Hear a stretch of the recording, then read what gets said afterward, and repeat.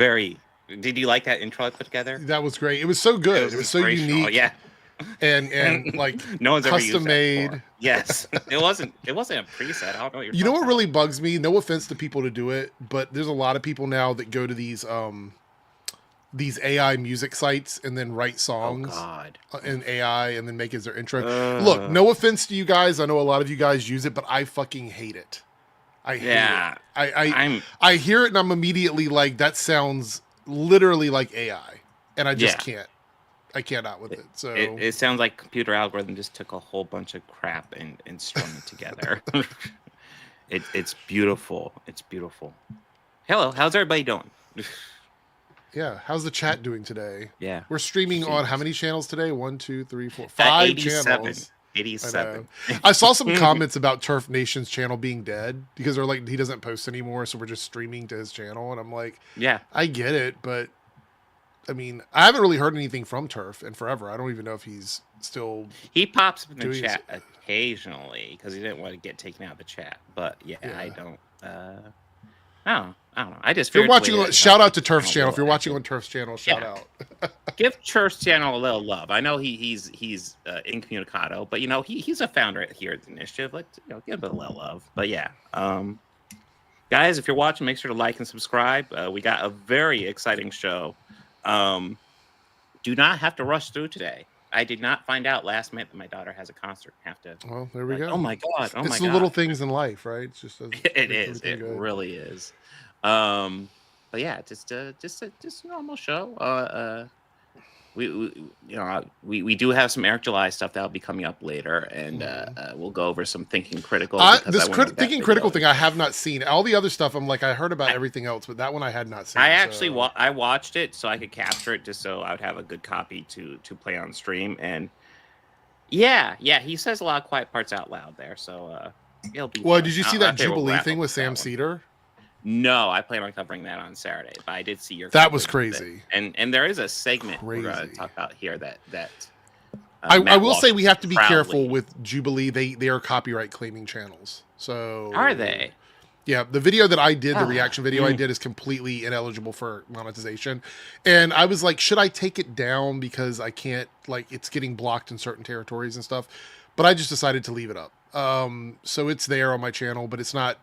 It's limited and there's no monetization on it, which is fine, but they're going after channels. And this is weird because their original statement when they started making these videos was they wanted people to react to them. They wanted it to trend on social media. And because to be clear, their videos get millions of views. Yeah. So it's not like they need to claim tiny channels that are reacting to their content, but well, I mean, their whole gimmick is that essentially they invite on just a whole bunch of noteworthy social media creators, some smaller, some bigger. They invite them onto panels, and it's like, I mean, reacting to the stuff is kind of par for the course when you're doing that. Right, because that's the whole thing is they. I thought they understood that that's the game. The game is you want people to take your content and react to it. Yes. So when they decided to switch it up, that was quite interesting. I will say I tried to use this today. I want to show this though. I got a little mini audio mixer for like my microphone and everything, but it's having some issues with StreamYard that I have to work out. So I thought it was best that I don't test it out on this stream. So we'll try it on another one. But wait, it's issues with StreamYard? I've never heard of this. I know. It's supposed to be much better for these. From what I understand, the podcasters that have the really good clear audio use a separate mixer, so I grabbed a starter one to really like work with it and see if I can get it to work. Anyway, I'm excited about it, but I probably won't start using it till next week once I have everything set up and good to go. But that does sound like fun. Maybe I'll sound like an actual podcaster once I get it all set up and everything. Is that the secret to sounding like a podcaster? I think it is. Eric July has one. So I will get an audio mixer. Then next week I'll sound like James Earl Jones. Well, this one's this one does have a voice changer in it. But I got this one for like $40. It wasn't expensive. It was pretty good price. So that's very, very awesome. A Panini press. Panini press. Of course, yeah, that's what it was. So we got a few stories, and there's a couple I want to get through real fast. This is one I didn't really have time to announce. It's a news one, but we can go over it real fast. This is who is it? Muhammad Khalil. Mhm. He's a Columbia University graduate and a green card holder. He was doing Palestinian protests, protesting the bombing in Gaza and stuff like that. Right. I don't know the full extent of it, but the fact is he's here legally. He's got a green card, and so he's here yeah, legally. he's here legally. He's doing protests, which is a protected first speech, freedom of speech right. And ICE detained him. Essentially, as far as we can tell, it's because he was protesting the Israel-Gaza thing. I think we should take this time to remind everyone that this is probably one of the best examples of suppression of free speech that you could have. It's the government telling you that you can't protest and you can't express your opinion about something. You can't use your voice about something. Whether you agree or disagree with what protesters are doing. Look, I see people protesting stuff all the time that I don't agree with. But the thing is, they're allowed to do it. They're allowed to protest as long as they're not violating any laws. And he wasn't breaking any laws unless you consider free speech to be something that he can't have. Because I did see there was a guy, Tom Homan, the director of ICE now. I can't remember his Tom something. Let me see. Hold on. I have it here in my bookmarks. It is it's in here. Tom Homan, yeah. Okay. He said something today. I'll actually pull it up here so we have it. Let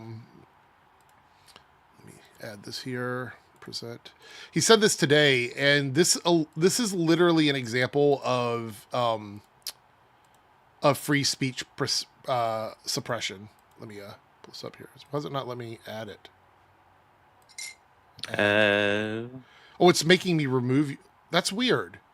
I have to remove yours first before I can add mine. Well, that's going to cause it to morph every time. That's kind of annoying. Yeah, that's annoying. Okay. Let's see here. What do you say? All right. So this is a little comment. Oh, do we have someone pop in? I think so. What? So this is Tom from. It's what? A wild Dane has appeared. My name is not Tom. I'm sorry, that's not my name. So this right here is a prime example of government suppression of free speech, and let's listen to what he has to say here. Because if you're someone that believes in free speech, whether you agree or disagree with any kind of protesting, this is not something you should go.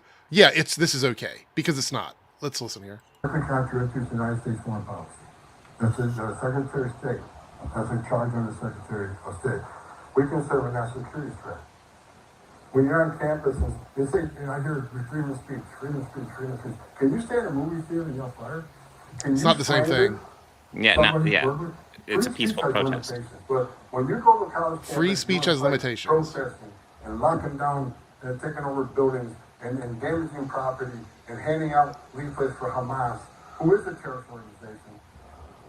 Coming to this country either on a visa or becoming a resident alien is a great privilege. But there are rules associated with that. You might be able to get away with that stuff in the last administration, but you won't under this administration. Correct me if I'm wrong, but isn't a green card essentially the same thing as being a actual citizen of the United States? Isn't that what it is? Am I wrong about that? I mean, I don't know the full context of what a green card means, but I mean, I would assume so. Like, let me check. Hold on. I want to check that. I want to fact check it while we're actually sitting here. I mean, I also want to say, sorry, Bob. I want to say the comment about comparing a protest to yelling fire in a movie theater is the same fucking shit that they got mad at us for saying when we talked about their hate speech. Yeah. So now they're using that same fucking comparison and incorrectly at that. It's an incorrect, unfair comparison. You're muted, Dane, by the way. I know you're trying to talk. A green card is, let's see, it is 10 years for the standard. That's a two years conditional green card. It allows non-citizen to live and work in the U.S. permanently, I guess, but you have to renew it, I guess. Holders can travel outside the U.S. and re-enter with a valid alien registration card. Holders can apply for a re-entry permit if they plan to be outside the U.S. for a long time. Holders can lose their status for certain legal violations. Which is legal, so he has to actually be guilty of something then, right? He has to have done something. Look, I want to point this out. I have seen several videos talking about this. I have not seen one, at least up until this point, one actual shred of evidence that shows that he's connected to anything. Matter of fact, any of the talk shows where people have talked about him being connected to terrorist organizations, I've seen no evidence of that. If he was actually doing that, it should be the front page news. Yeah. It should be the main story. But if they don't have that, they're just going to keep saying that he is and never show it to you. The same thing with the bullshit Epstein stuff that they did, that they got elected on, they refused to make available to the public, other than the stuff that we already knew. It's nonsense. If this person actually did something wrong, they absolutely should be shipped away if they broke the rules or whatever. But there's no proof of that I have seen yet. So if there is an article that shows exactly what he did and exactly what his connections are, okay, then that's fair. But so far right now, it's just a free speech issue. Yeah, exactly. So, I mean, it'd be one thing, if he was if he was working with a terrorist group, if he was like funding Hamas or some shit like that. But like if he's just literally protesting, and I'd even argue, even if he's protesting for Hamas, which I would find kind of cringe and not for whatsoever, that is still within his free speech rights. This is a prove it. Story. What is the organization? Name the organization and prove it. I'm gonna look into this, and if I don't find it, you're fucking gone, dude. Just repeating bullshit. I mean, literally, the story. If he was working with some sort of terrorist organization, that would be the story, right? So they wouldn't call him an activist. They wouldn't call him an activist. He would be considered a terrorist at that point. Yes, they wouldn't call him an activist. And we can have questionable issues about all the Homeland Security rules, but those do exist. And I also want to say the other thing is, outside of this story, Trump has said that he wants to do away with what he calls illegal protesting, which is suppression of free speech. So I don't even know what that means. Illegal protesting. The beginning of like an authoritarian government, one of the first things they do is prevent you from organizing and prevent you from protesting. I just want you guys to be aware of that. So unless there is some reputable information about this, that they have, I'm not talking about accusations, I'm talking about actual reputable information, then this is a free speech violation. Mm-hmm. Absolutely. I find this whole situation not good at all. And by the way, I want to point out, this is AP. Scroll down a little bit, if you could, Bob. What are we looking for? Any sort of update at the top that says he's a terrorist, because AP would have that updated in the story. AP. Yeah. The only thing they have updated there is some stuff that Trump said. Why I chose it. Yeah. Update. Judges ordered Trump administration not to deport Palestinian activists. Which would tell me that there's been no criminal charges filed against him. So I don't know where whoever's saying that he is involved in any sort of terrorist activity is getting your news, but don't. Like if you're looking if it's news, not on AP, then it's not going to be real. It's going to be bullshit. AP and Reuters are generally speaking your best sources for news. Just FYI, if you're looking for just general news. I see nothing about that. Right. So then it's bullshit. Yeah. Anything you guys want to add, or shall we move on? I just want to say that we need to keep an eye on this, because this is one of those things where absolutely. That if you start coming after protesting, legal protesting, and when I say legal, I'm making sure I put that word in there because Trump use the term illegal, is when you are gathering somewhere where either it is a place where you are allowed to protest or a place where you've gathered a permit. That is literally the only the guidelines for that. Other than that, if you're committing crimes or you're doing illegal things, you're going to be arrested. This is the issue. People seem to think that when someone is breaking and entering into a building and destroying it, that is protesting. People can say it's protesting, but parts of that are actually illegal and people get arrested for that. But if you're just protesting, that's not illegal. Absolutely. I agree. And I find this very troubling. The Jerusalem Post, who is trying to conflate the of course. Which is the organization that he's with. They're trying to conflate it but they're just saying that like these are the damning things that they're quoting. They're like, as students living in the U.S. who recognize that we must work hard to weaken U.S. imperialism. And the struggle in Palestine is my fight as a black person in America. I mean, I don't even see how these are controversial unless you're just absolutely a fascist. Like they are inextricably linked, these things. Yeah. So, but there's no thing about him being the leader of a terrorist organization, right? No, okay, well, that's bullshit then. That's a lie. No, that guy's a dumb piece of shit. I mean, that's also kind of like getting your Ukraine news from RT. It might be a little biased. Yeah, that's bullshit. You don't make accusations. That's how people get hurt. Like when you come in and you say stuff about people like that, they can get hurt. And I'm not talking specifically about this case. Any case where you make these wild accusations about stuff that people do, people get hurt because of that. Yeah, you cannot say that. Mike Jenkins, if it's the Hamas support he's being deported for, which I don't think that's even an accurate statement as far as we know yet, but like, why aren't so many fucking white dudes being deported for supporting the terrorist organizations in the U.S. like the Proud Boys, 3%ers, Oath Keepers, that are, they're fucking terrorist organizations. There's lots of white nationalist terrorism in the U.S. and there's lots of white people that support these groups. Why are they not deported just for supporting them?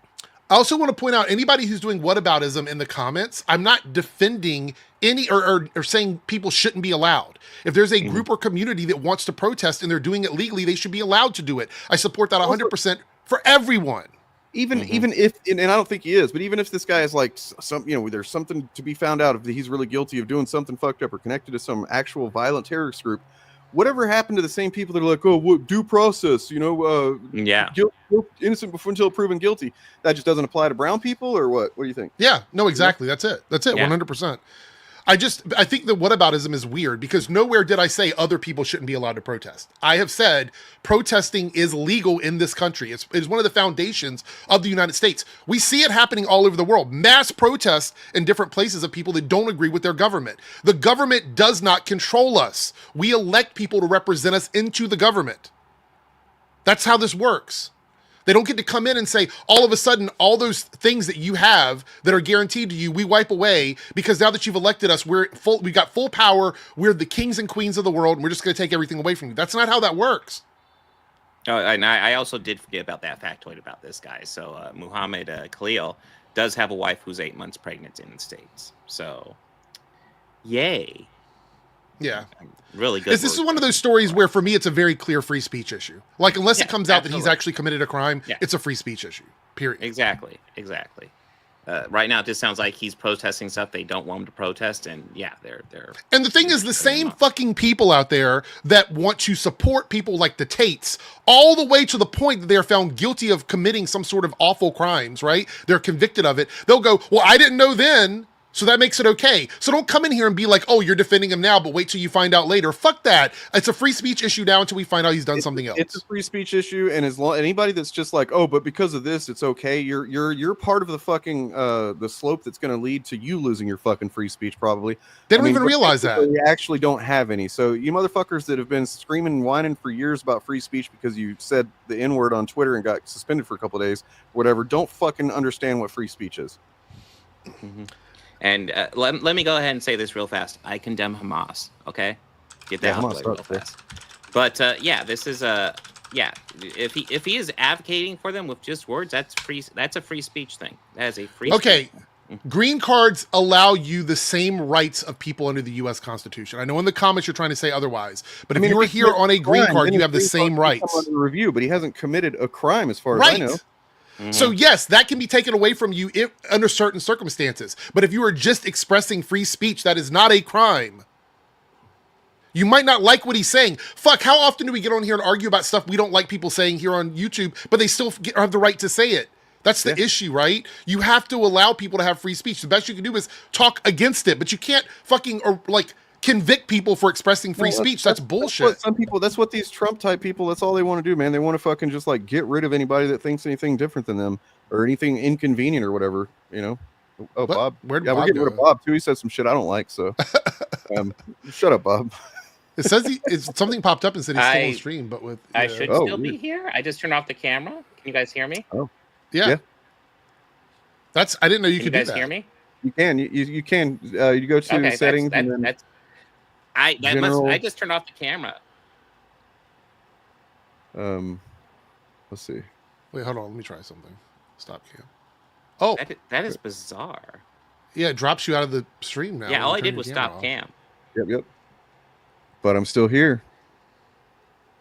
Right? Mystery. Like the chat is going crazy here. No one is advocating for something you don't like because you support free speech. Fuck, what the fuck? We do not fucking advocate for or condone fucking Hamas. However, in the same way that we believe that people can fucking Hail Hitler or whatever, and not just go to jail for it. You know what I mean? Even though it's fucking deplorable. Oh, they're going to clip that, Dane. They're going to clip that. That's even though it's fucking disgusting. You know what I mean? I mean, it's fairly simple. Elon Musk is allowed to Heil Hitler, and we're allowed to call him a fucking Nazi for it. Yeah, I mean, the thing about it is that the painful part about free speech, the one thing you have to accept, is you're going to have people that say things you don't like, but that is the point of free speech. That is the whole point of it, is the government can't swoop in and say, we don't like what you're saying, so we're going to punish you for it. Free speech is not, Eric doesn't like what Dane is saying, so I don't want to hear what Dane has to say, so I'm going to ban him from my YouTube channel, which I never would. But if I did that, that would not be a free speech issue. The free speech issue is the government coming in and telling you can't say something, which is exactly what's happening here. No, wait, I thought our comment boards were the town marketplace of ideas. What? Yeah, I know. Yeah, exactly. Yeah, no. And if this guy ends up being a piece of shit, then so be it. Get him out of the fucking country. That's the way I feel about it. Like, if it comes out that we're defending the ability to fucking learn what's actually going on and apply fucking, you know, the other parts of the Constitution to it as well. Like, you know, due process, man. Like, just saying like, oh, he's led us some protests that, you know, there were some people involved that said something positive about Hamas or whatever. You know, has he said anything positive about Hamas? I'm not sure. I didn't see anything. Yeah, I mean, I haven't seen anything. Like, the issue is right now, if someone in the chat decided that they wanted to go out when Biden was president and say, fuck Biden, fuck Harris, fuck the United States, and then they got arrested for it and threatened to get deported for it, they would be up in arms like it's the craziest fucking thing ever, because we're supposed to be pro free speech. But because this person is saying something they don't like, all of a sudden free speech doesn't matter. It's the hypocrisy for me. It's the double standard. Absolutely. And double standards is all they have. We have another story here, which actually looks very interesting. Although I feel like going over that, we're actually going to go over a different story, because here's Alyssa Mercante. She has a Rolling Stone article, Harassment, Stalkers, Death Threats, Day in Life of Women on Twitch. Sounds very interesting. And I have subscribed to read this. And this is part of the issue. So, like, there could be actually really good, powerful stories in here. I have no idea what they are. Look at this misinformation, man. I'm sorry, but like, just all they have is misinformation. It's fucking insane. Yeah. You're gone. You're gone for being that and that's stupid. the thing. If we want to look up some right-wing misinformation in articles, we could find that easily. But this, no. You want me to give you guys the trick for this? Ooh, there's a trick for this? Should I say this on camera? Like, I feel like this might be revealing something that people don't know. You talking about the article or the how to read this without subscribing? It's really easy. Wayback, right? Wayback Machine. No, it's even easier than that. You just turn off JavaScript. JavaScript is the thing that makes this pop up. Like, if you go into the site, into Google, and turn off JavaScript, like go up in the little icon in the corner and turn JavaScript off and then reload the page, it'll load it up without the pictures, but you can still read the article. Oh. Yeah, JavaScript is how they get you to subscribe to stuff. It works on most sites. Well, I don't know. Is that a hack? Much effort into it. But... Well, is that a known hack? Is it working for you? I mean, you got to reload it. I don't know how long I'm going to get into it. But my point was essentially that you have to pay to get into an article that's important, right? Yeah. The actual noteworthy article that we should be able to cover, and we can't. Right.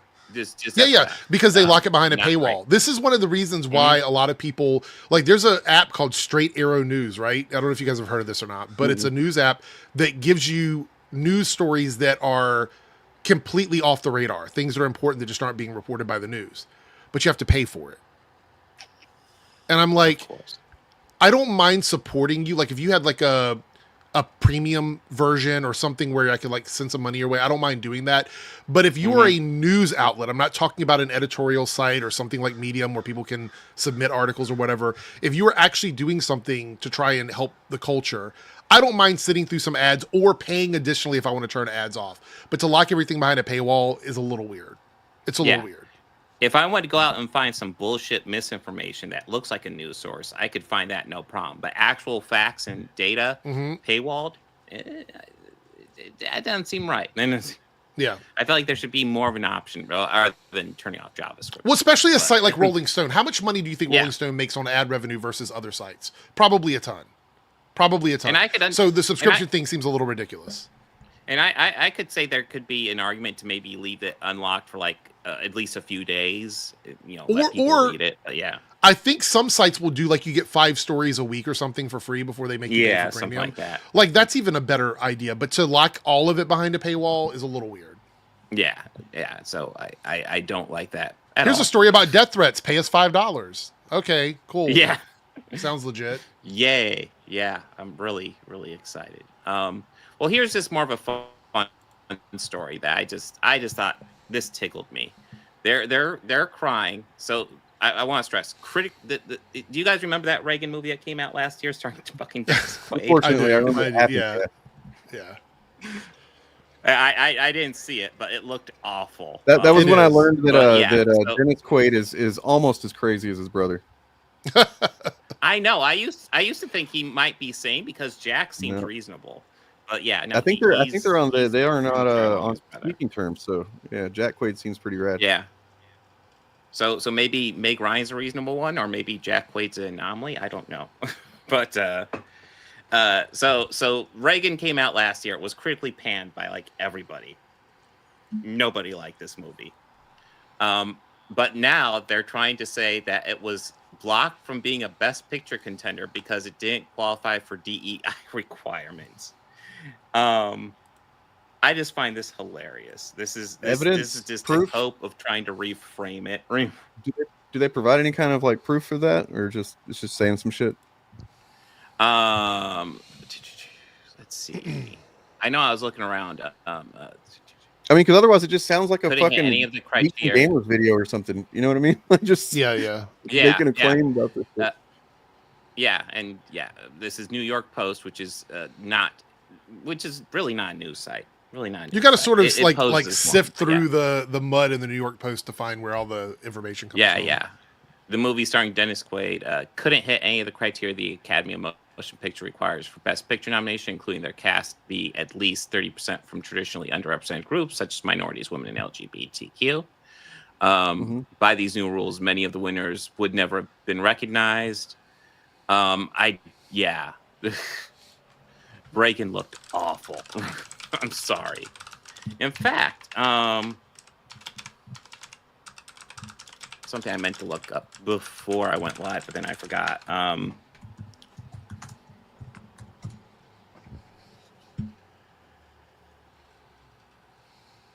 Let's see.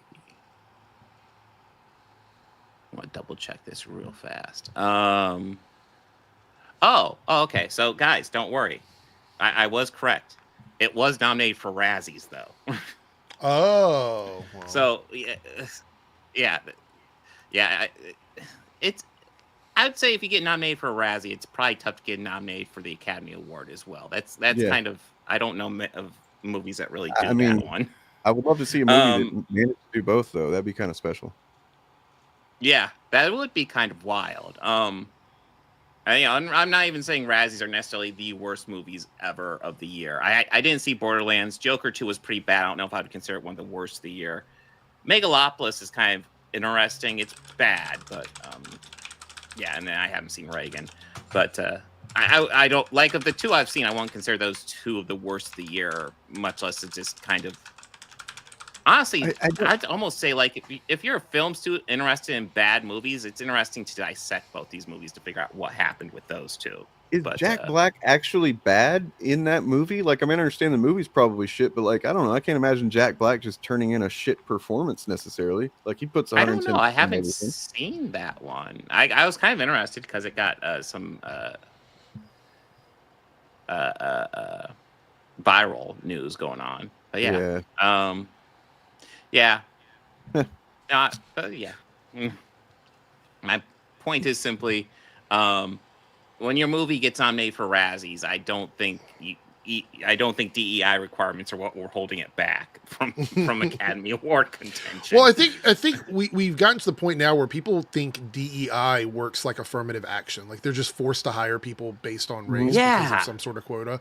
I realized that the last few days I've watched some streams and podcasts from people diving into specifically that, because I've heard affirmative action now being thrown around with DEI and DEIA, and it's like, that's not the same thing. They're very different. One is like it's something you have to do legally with the affirmative action. It was something that was required.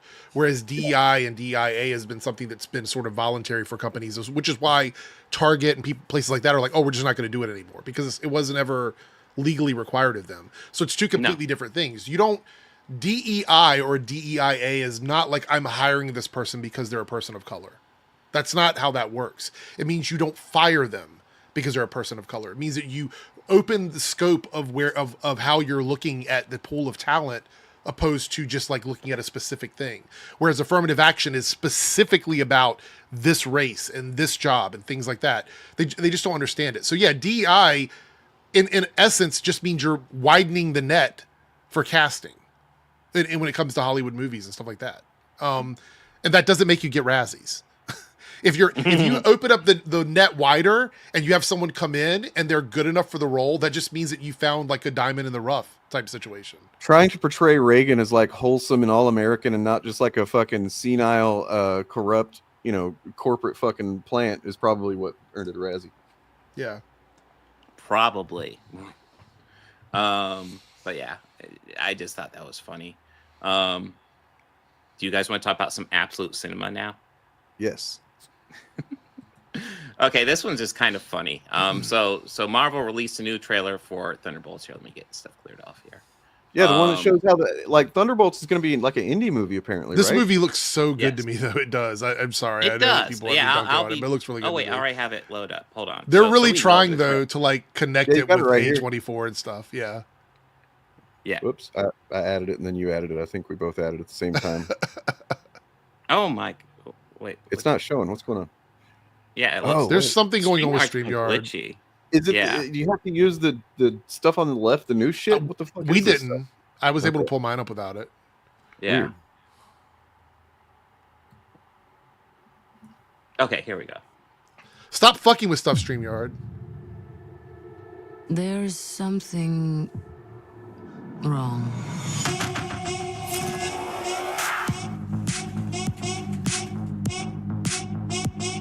I love the soundtrack, by the way. Yeah.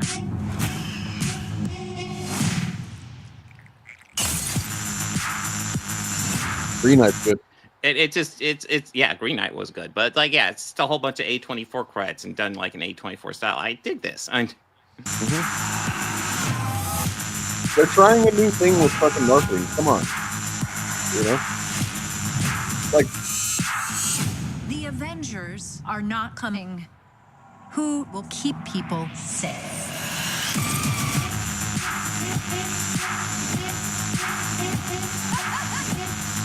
Bob. I'm in this. What the hell?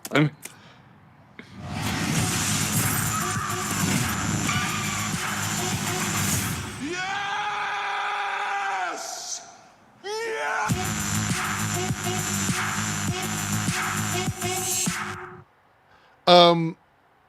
That looks fucking good, but I'm gonna say now looks like fun. The hipster in me is like, I liked it before this trailer even came out because I was looking forward to this one. Like, I know Fantastic Four is gonna do really good, and that does look good to me. But out of the 3 movies from Marvel this year, Thunderbolts is the one that I'm like, I really want to see what this movie is.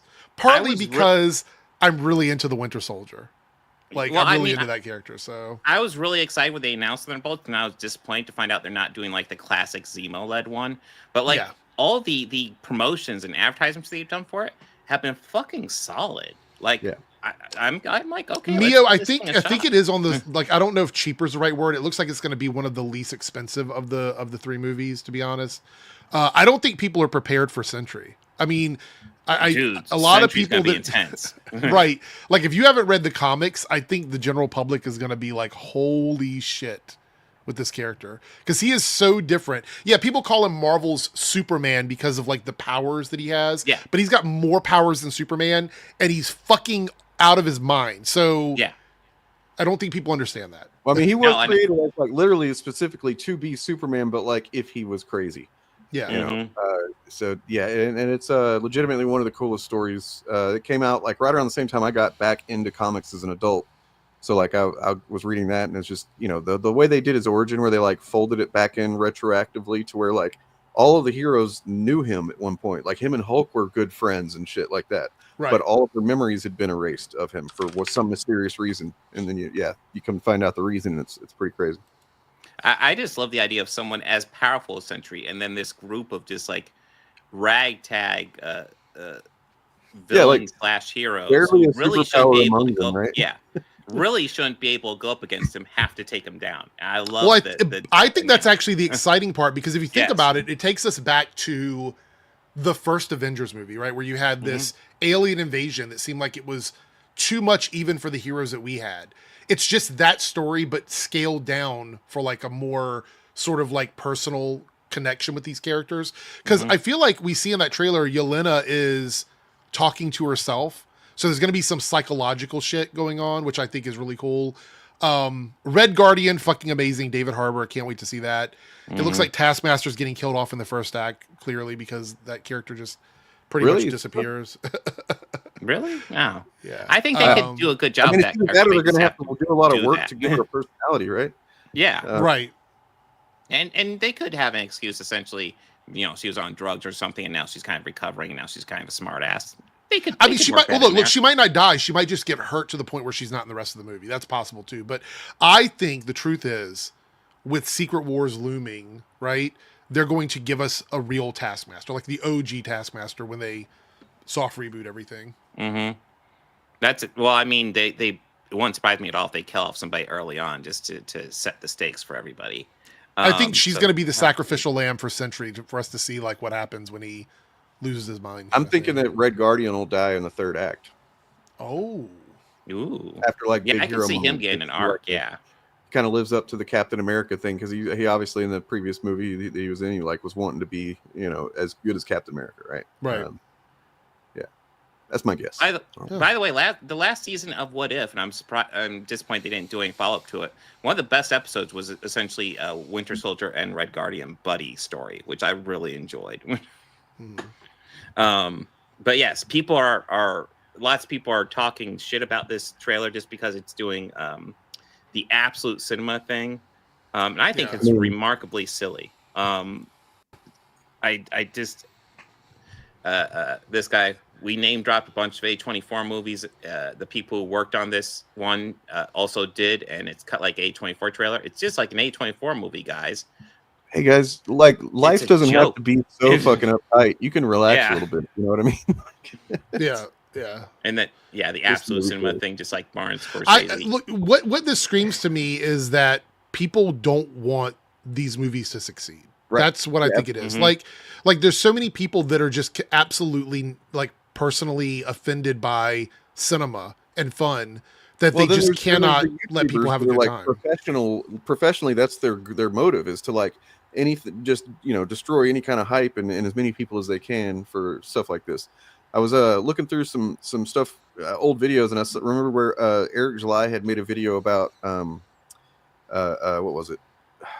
Fuck, came out not too long ago. Everybody liked it, but it was like it was Deadpool, Wolverine, or something. But he was like, the video he made was like, it's not enough. You know, he's like saying he's almost like, maybe it's good. It may but it's not enough. It's like there's always something that he's got to throw in there to be like, don't be too happy with them. Buy Isom. Yeah, Isom's enough. We'll get to Rippaverse here in a little bit. Well, like, so like this comment right here, they're trying too hard to be art housey. Why can they not do that? Are they not allowed? Do we want to just everything they try, everything they do, we're going to complain about? Is that what is that where we're at? I mean, the assumption here is that they think that they're actually convincing people with this trailer that it's some kind of fucking indie art house A24 movie, when nobody's that stupid, man. It's a fucking joke. Nobody thinks a Marvel movie is done by A24. Right. It's like, that's the thing. People are taking this seriously, and it's like, in a way, they're almost kind of poking fun at themselves for not being, you know what I mean? They're these people work on those movies, but this movie will be just now we've gotten to the point where people that work on films aren't even allowed to advertise the stuff they've worked on previously. So like if I've done something previously and I'm working on a new movie, it is wrong for me to have that shown in the previews for the upcoming movies, because no one's ever done that before. No one ever talks about like movies that someone's worked on previously. But when Marvel does it, they're trying too hard because they announced that this person worked on this movie before. Really? Mm-hmm. Also, trying hard is bad, apparently. Yeah. I mean, I just don't know. They're trying to push this movie so hard as an artsy. I'll be honest. I'm kind of over the pedantic like pseudo intellectual bullshit when it comes to like popcorn movies. Like save that shit for movies that actually deserve that kind of scrutiny. These are popcorn films. They're supposed to be fun movies. They're not supposed to be Martin Scorsese type film. Like that's not what these are. This guy's how sad, man. You literally can't stop thinking about it. Like, dude, what do you have? You don't have anything in your life. It's clout sharking A24. It feels like someone's trying to trick you into going into a Christian punk show. What the fuck? So here's the thing. I'm fucking losing sleep over the show. If we know it's not an A24 movie, how are they tricking people into it's an A24 movie? It's a Marvel film. It's from Disney. No one believes it's from A24. No one. Are we suggesting that people are going to watch that trailer and think that it's an A24 movie? Is that what we're suggesting? It's clearly a Marvel movie. Yeah, this is one I almost agreed with. For indie cred? Exactly. So, like, until we get to that last bit, I'm totally on board. This promo for the Thunderbolts movie is extremely funny. I agree. I think it's quite funny. Yeah. It reeks of desperation for indie cred.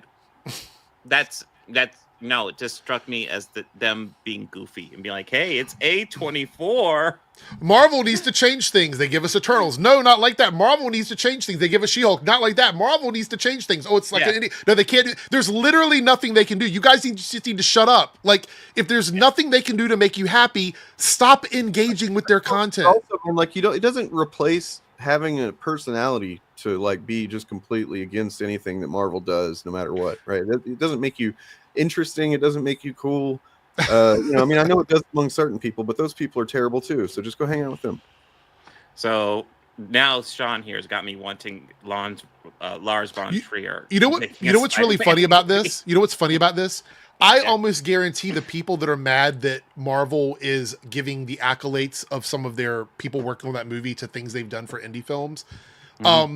I think it's really funny that those guys never promote indie films. Those channels never promote indie films. Yeah. Where is all the promotion for these amazing A24 movies that apparently Marvel is clout sharking? Where's the promotion for those? Oh, they don't. It's almost like you ignore it. It's almost like they don't talk about it. Huh. Well, I mean, what was it?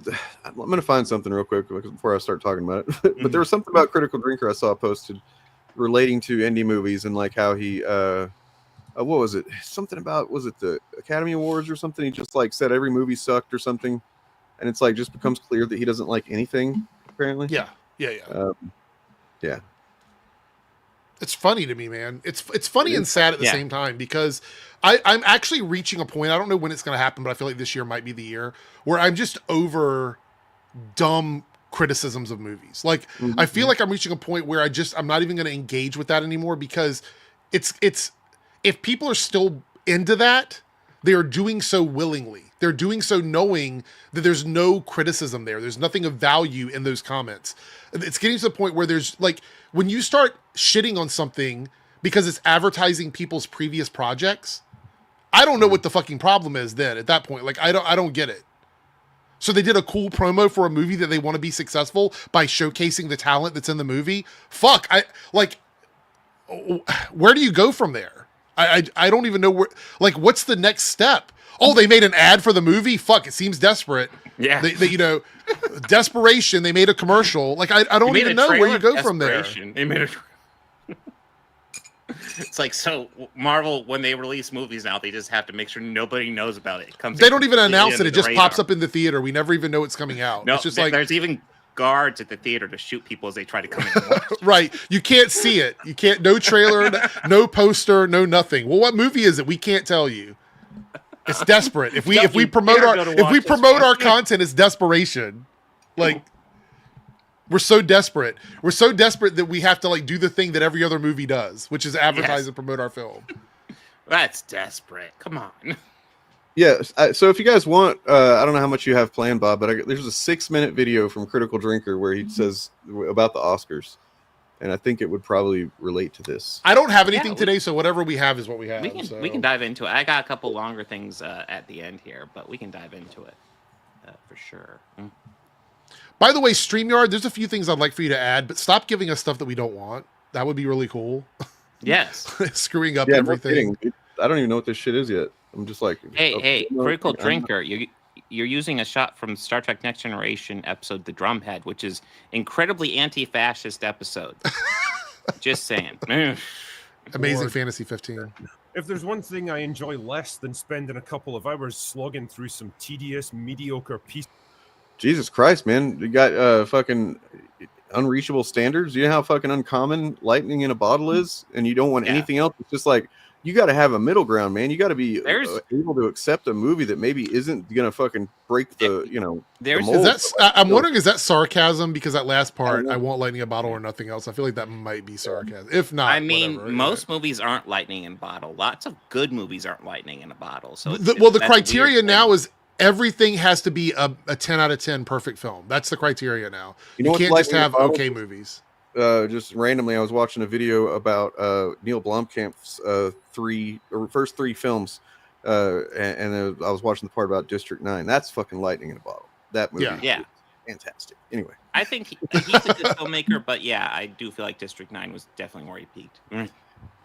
Yeah, he kind of screwed himself with that movie. It was so good that he's never lived up to it. I mean, Elysium's all right, and then Chappie didn't thrill me, but piece of Hollywood slop. It's spending a couple of hours slogging through some tedious, mediocre awards ceremony where Hollywood celebrities who flew in on private jets wearing $10,000 dresses preach to us about the evils of capitalism and how we... By the way, I haven't watched an Academy Awards in probably a decade.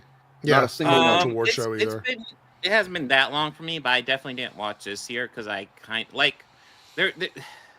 don't care. Listen, I'm sure the people who won did a very good job, but I also know there's people who did very good jobs that weren't appreciated by the Academy. There's good movies out there. You just have people. I'm just saying that, like him acting like it's like, oh, I've got to slog through the Academy Awards. No, you don't. You just don't watch it, man. That's what I do. You just read who won the next day. You're allowed to not watch it. Yeah. Pull up an article from Variety and just read the winners. You don't have to watch the whole thing. Watch some highlight clips or whatever. I usually go to IMDb and pull up the winners. We all need to work together to fight climate change or save the Ukraine or whatever the current popular thing is. How terrible. How terrible, though. Using a fucking scene from Mandy, you piece of shit. You don't. I know they do that a lot lately. Dan, Yeah. I don't know if you've seen. They've been using this specific scene several times. I love that now. movie. It's a great movie. Yeah. It's like your average Scottish wedding. It's boring for the most part, but there's always a chance of a fight breaking out or some drunken arsehole making a fool of themselves during their speech. Like whenever he didn't punch a child about a decade ago. Sadly, though, this year it was not to be. The 2025 Oscars were notable precisely because of their lack of control. Oh, so they like Will Ferrell now? No shocking wins. Didn't Will Ferrell make a whole documentary about a trans person? He just made a movie where he went with his good friend who was a writer on SNL. Right. So now they're using him in a clip when they're talking about something cool, but he's like super like pro-trans. So that's really interesting. All right. Sorry. Cheese or inflammatory rhetoric. Damn, man, even Mark Hamill managed to keep both his pants and his Trump derangement under control for the evening, proving that he truly must be a good actor because he can... Damn, Trump deranged, huh? All right. Yeah, they're throwing that around a lot when it's just like, is it Trump derangement syndrome just to report what he does? He's criticizing. Yeah, not even just criticizing. It's like just saying something. Yeah, so now it's just any sort of criticism towards Trump is Trump derangement syndrome. But I want to point out also, so Mark Hamill goes on the show and doesn't do anything they don't like, but they still take a moment to poke fun at him. Mm-hmm. You see what I'm saying? That's very telling. Let's give him this. At least he doesn't do like Nerdrotic didn't go after his child granddaughter. That's true. Let's give him a little credit. He's not a total piece of shit for that, I guess. Also, I know this doesn't matter, but like, why didn't he get actual footage of Mark Hamill? Why does it look like he's pointing a camera at the fucking TV for this. Because he does the least amount of work he possibly can to put these videos together. Actually, whoever his editor is does the least amount of work to put these. Oh my he doesn't do God. that. I'm pretty sure Critical Drinker doesn't sit at his desk and put these together. So, Not to be a crazy person for a while. Conan O'Brien, one of the few late-night talk show hosts who isn't a creepy, manipulative retard, hosted with his usual laid-back, self-deprecating style, which was just as tolerably okay as you'd expect from a guy. Wait, out of curiosity, what? Oh, I know, because he doesn't like do whole segments in his stand or in his opening, or I guess because he doesn't really have a show, the late night show anymore. But like, yeah, the other guys, they all criticize Trump, right? Yes, that's what it is. It's just that is the singular reason why they don't like people. It's like if you don't like Trump, you are grouped into literally the same bubble with these guys. Yeah, how dare you criticize Trump, who is, by the way, the president of the United States, and absolutely should be criticized more than anybody else, as he's the most powerful man in the world right now. 100%. Yeah. Yep. Guy who's been in show business longer than most of us have been alive. He delivered a few pointed jabs at his fellow celebrities and one or two at the Orange Man, but most of his jokes were pretty safe and predictable and, well, fine, I guess. I have to admit, though, one of the most unintentionally hilarious moments of the night was watching Rachel Zegler waddle out on stage with Gal Gadot to present an award, looking like a small, petulant child reluctantly going clothes shopping with her mum. Honestly, putting these two together in public is like parking a Lamborghini next to a Ford Escort, and you could practically feel the hostility crackling in the air around them. The promo tour for Snow White's going to be fucking wild, man. Oh my God, this Snow White shit is What ridiculous. is there? Okay, so I have to ask. Look, and I need to sort of process this. This Rachel Zegler thing has gone beyond the point of like, what are they doing? It's very gross now. It's like very gross. She walked on stage with her co-star in an upcoming movie. Right. So Isn't she didn't that even do gross? anything that they have a problem with. They just have a problem with how she looked when she walked out on stage. I mean, look, we're 2 minutes into the 6-minute video, by the way. So let's think about how much substance he's actually provided so far. Nothing. Yeah. It's No literally substance. just like who said something about Trump and who didn't. I think the Academy Awards, then don't. And then He was in the group with all the people from this community, and they were like, "We need to make a video about the Oscars to get it into the algorithm." Okay, everybody make one. That's literally what this reeks of. It's just that. It's Hollywood, baby. In terms of the actual results, which I assume is why the dwindling audience still tunes in for this stuff, Anora was the big winner of the night with 5 wins, including Best Picture, Best Actress, and Best Director. And that's fine, I guess. It's a solid enough drama about a guy who falls in love with a stripper, marries her at a Vegas wedding chapel, and ultimately gets cold feet when he tries to introduce her to his family. We've all been there, bro. It's a decent little movie with strong performances. You know, I especially kind of wish from I'd Mikey seen Madison, it so I could. and a not critique this. particularly happy ending that feels quite brutally. Yeah, I don't have any opinion about this movie. Yeah, it wasn't exactly a life-changing experience. And if I asked ChatGPT, Is that the chick from Once Upon a Time in Hollywood who got her fucking nose smashed in? I don't remember. I know. Is it Michael Madsen? Is that her name? I think it's Michael. Madsen. I believe so. I believe they're making a big deal about her being the first ghost face to get an Academy Award. Oh, okay. GPT to produce a generic Oscar-winning movie, then I'm pretty sure it would spit out something exactly like Anora, but Mikey whatever. Madsen. It was always going to be a safe bet, and I think that was a hallmark of the Oscars this year. Emilia Perez, which for some reason was nominated in almost every category that exists, was arguably the big loser of the night, with the only significant award going to Zoe Saldana for Best Supporting Actress. And I actually think Her first one ever, by the way. Delivered a good performance, even if it was in a shit movie. Hey, we agree with Critical Drinker. This movie I agree. Yeah, she was good in that movie. It's amazing when he starts actually analyzing films and talking about films in a logical way. It makes sense instead of all the bullshit that he does. Yeah. I mean, I almost guarantee that he hates the movie for like the opposite reason from like he probably thinks this is really fucking good, positive because of the trans stuff. Yeah. And it's like we hate it for the trans stuff too, man. But like, you know, because it's really awful. Very poorly done trans stuff. It does make me wonder, though, if Emilia Perez was originally supposed to sweep the awards this year, but the organizers put their fingers on the scales after all the backlash to the film, and it's star. But Drinker, you suave tuxedo-wearing Hollywood legend, I hear you say, the awards are voted on by the Academy, and there's no way to influence their decision. Yes, they're corrupt, Drinker.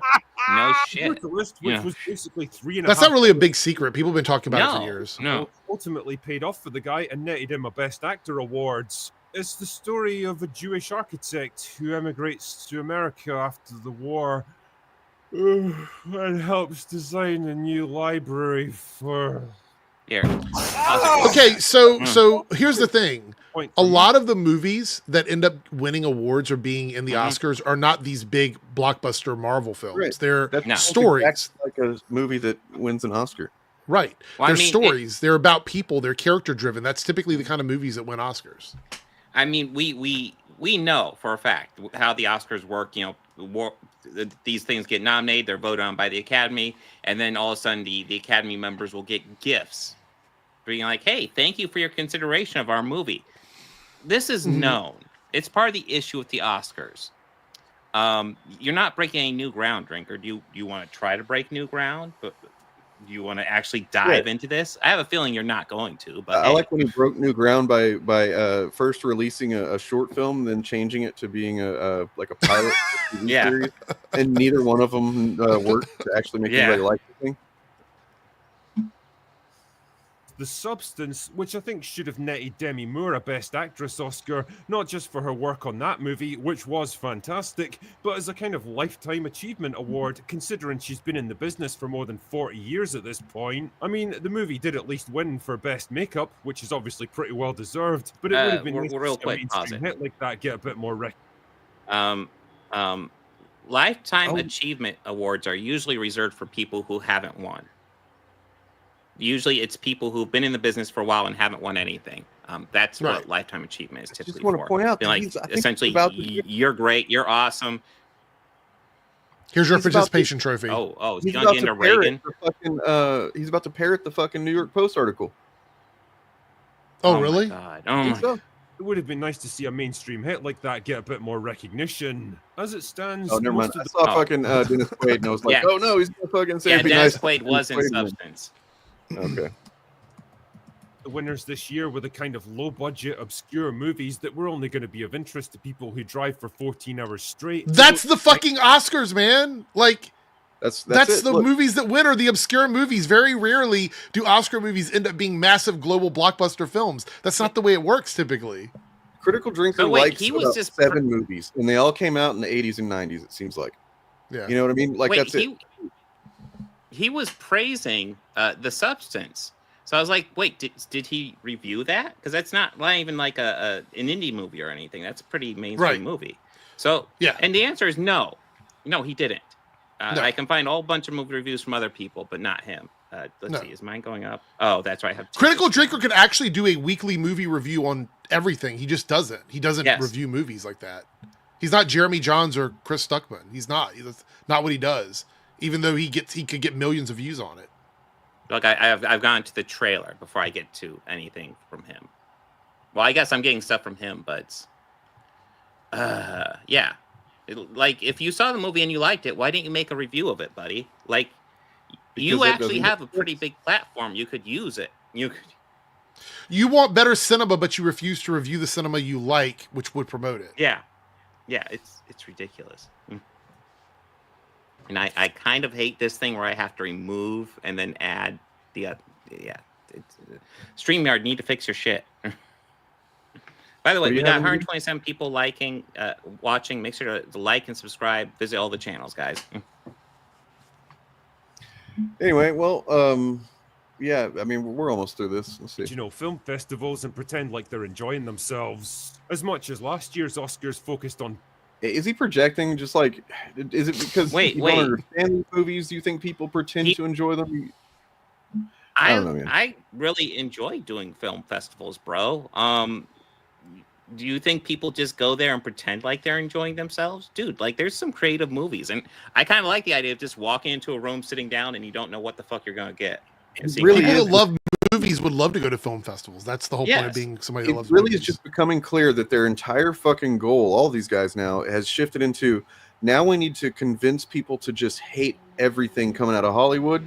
You know what I mean? Unless it's like it's something that we can manage to work to our narrative or whatever. Like video games as well. You know, it's just all. That's what they're doing. That's the kind of the new version of the grift is just like or maybe that's what it always was, but like, yeah, man, it's becoming really clear to me now that they are just going to be doing this shit no matter what.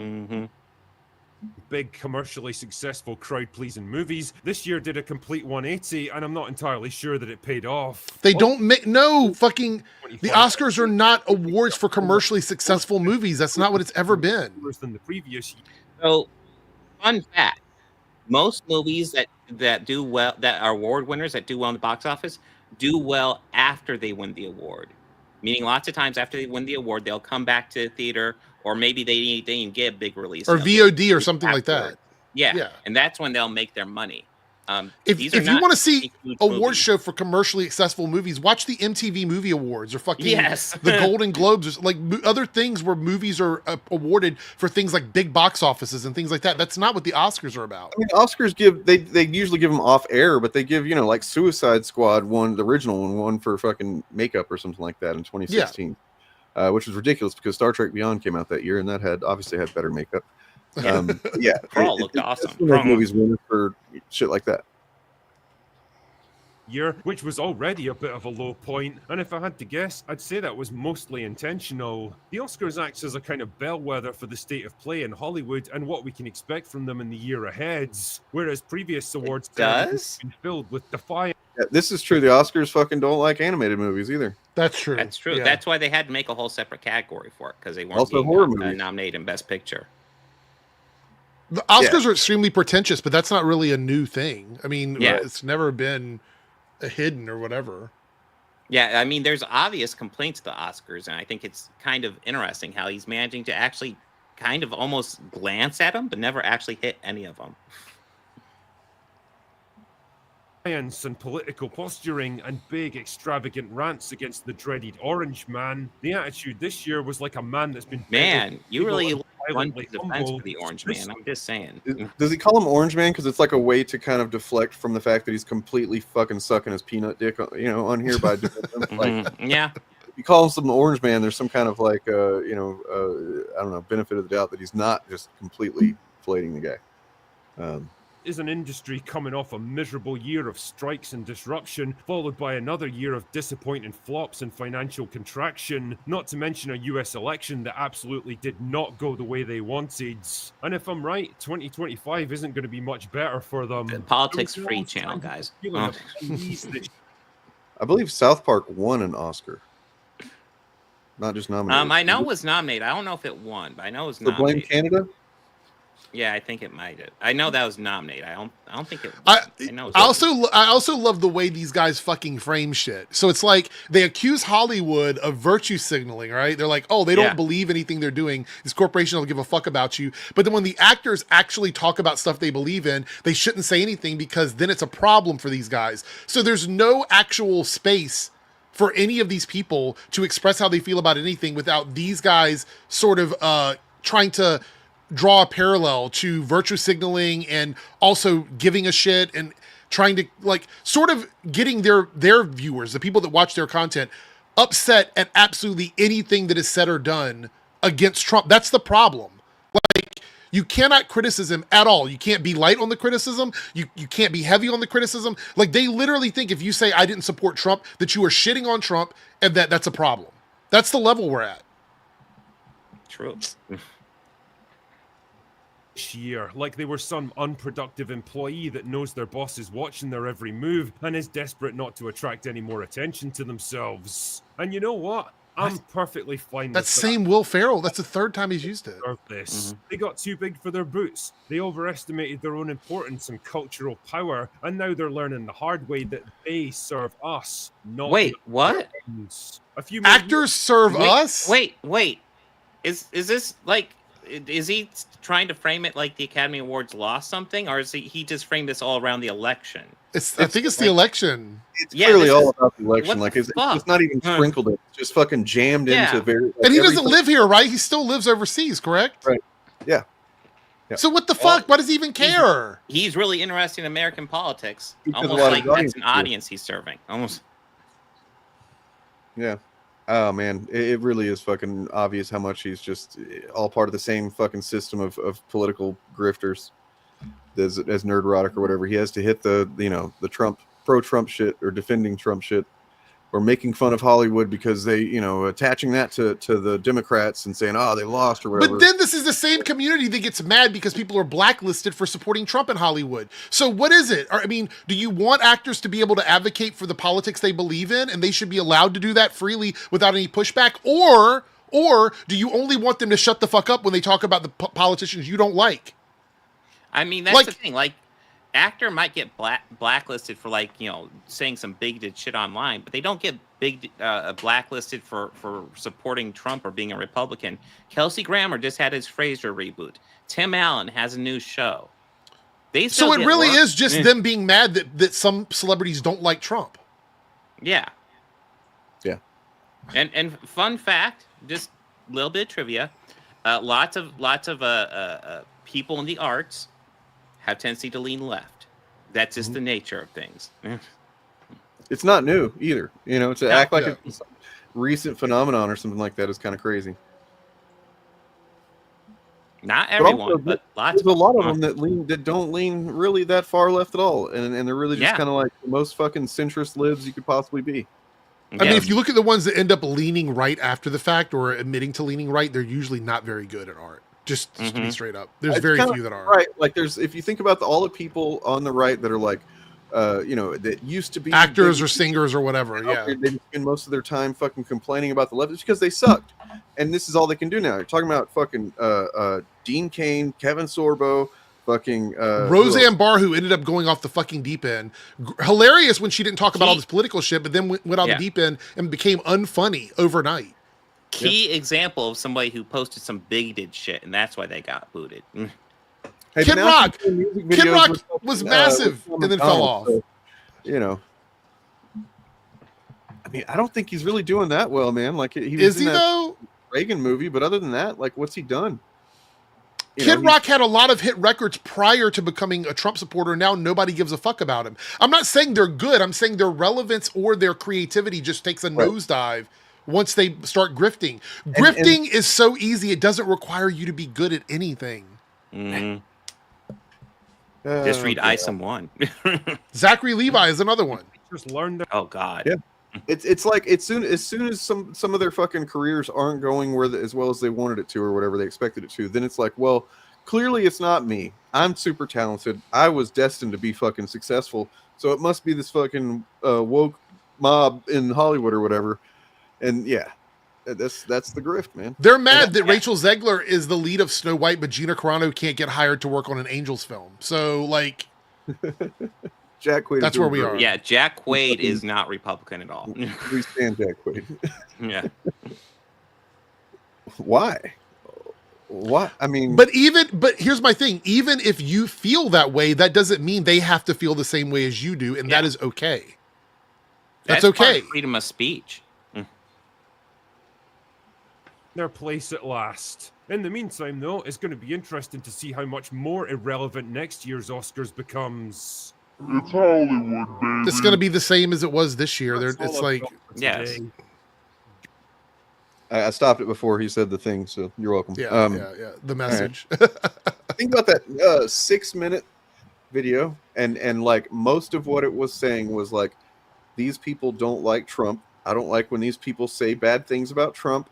Also they lost. The person that was their person that went against Trump lost, and that's good.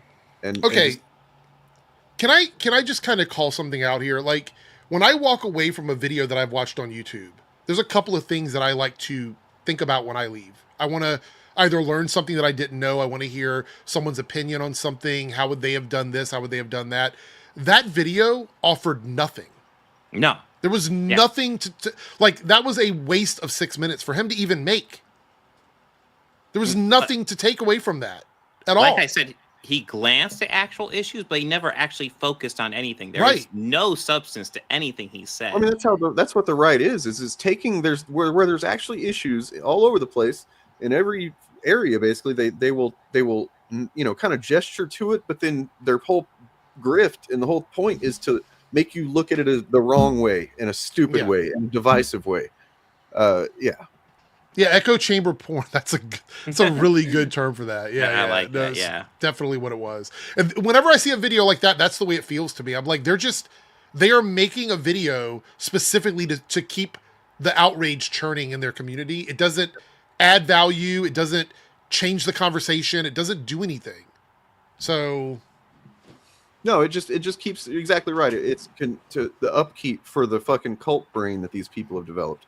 Yeah. Or they've had cultivated in them, right? It's like you have to fucking trigger those fucking receptors every day, basically, to make them think about how fucking angry they are at the woke liberals or whatever, and how they're ruining everything. Make them feel like victims, even though they fucking won the election, and they're still acting like fucking victims. Mm-hmm. Right. They don't know what else to do. I mean, yeah. What else we got? Yeah. So, have you guys heard of this fellow? Liefeld?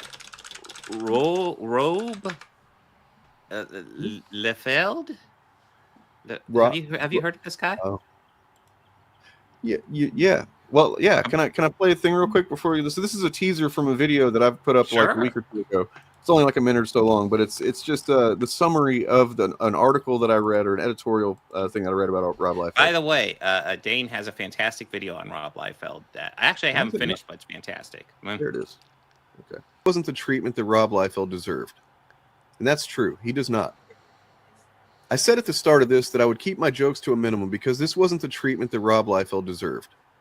And that's true. He does not. Ultimately, it does not matter that Rob doesn't know anything about torsion or that he couldn't find a second act to save his soul.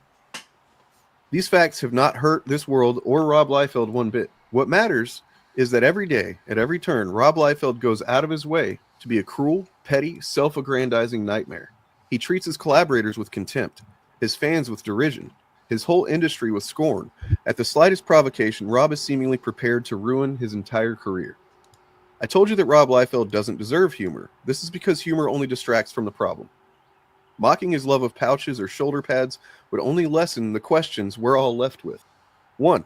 Rob Liefeld is a marketing genius, whose name alone will sell any book he's on. So why can't he give himself away? 2.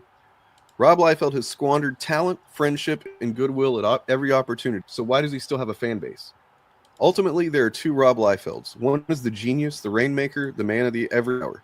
A 51-year-old now, I guess 57-year-old millionaire who has redefined the very medium he works in. The other is a selfish, wounded friend to no one. A vindictive child fired from or bankrupted every publisher he's been a part of for 30 years. Every last one. There are 2 Rob Liefelds, and I fear the one who wins is the one we feed more. All right. Yeah. Yes. I had that article from queued up, but yeah. It's but yeah, it's a good summary. So so he's doing a relaunch of not X-Force. But we're all really excited about it, and his 2 or 3 books he'll release a year, I'm sure. So he's doing a relaunch. But according to him, he will not release this to comic book shops because they are unreliable, according to him. So what I'm wondering is all these people that last year or whatever were like, oh, the comic book stores are closing, exactly. And they had that one guy they were using as a prop for a while. Mark Millar jumped into it. I wonder if they're going to be praising this or if they're saying anything about this, because this is literally Rob Liefeld, one of the biggest names in comics, and he's shitting on comic book shops, just saying, they're unreliable. Fuck them. Where's the defense of the comic book shops at? Exactly.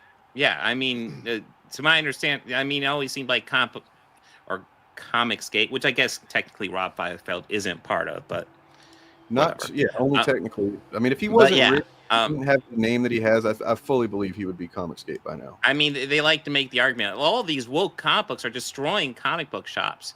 Yet, wait, you're not going to release your book to a comic book shop? What's up with that? That's interesting double standard.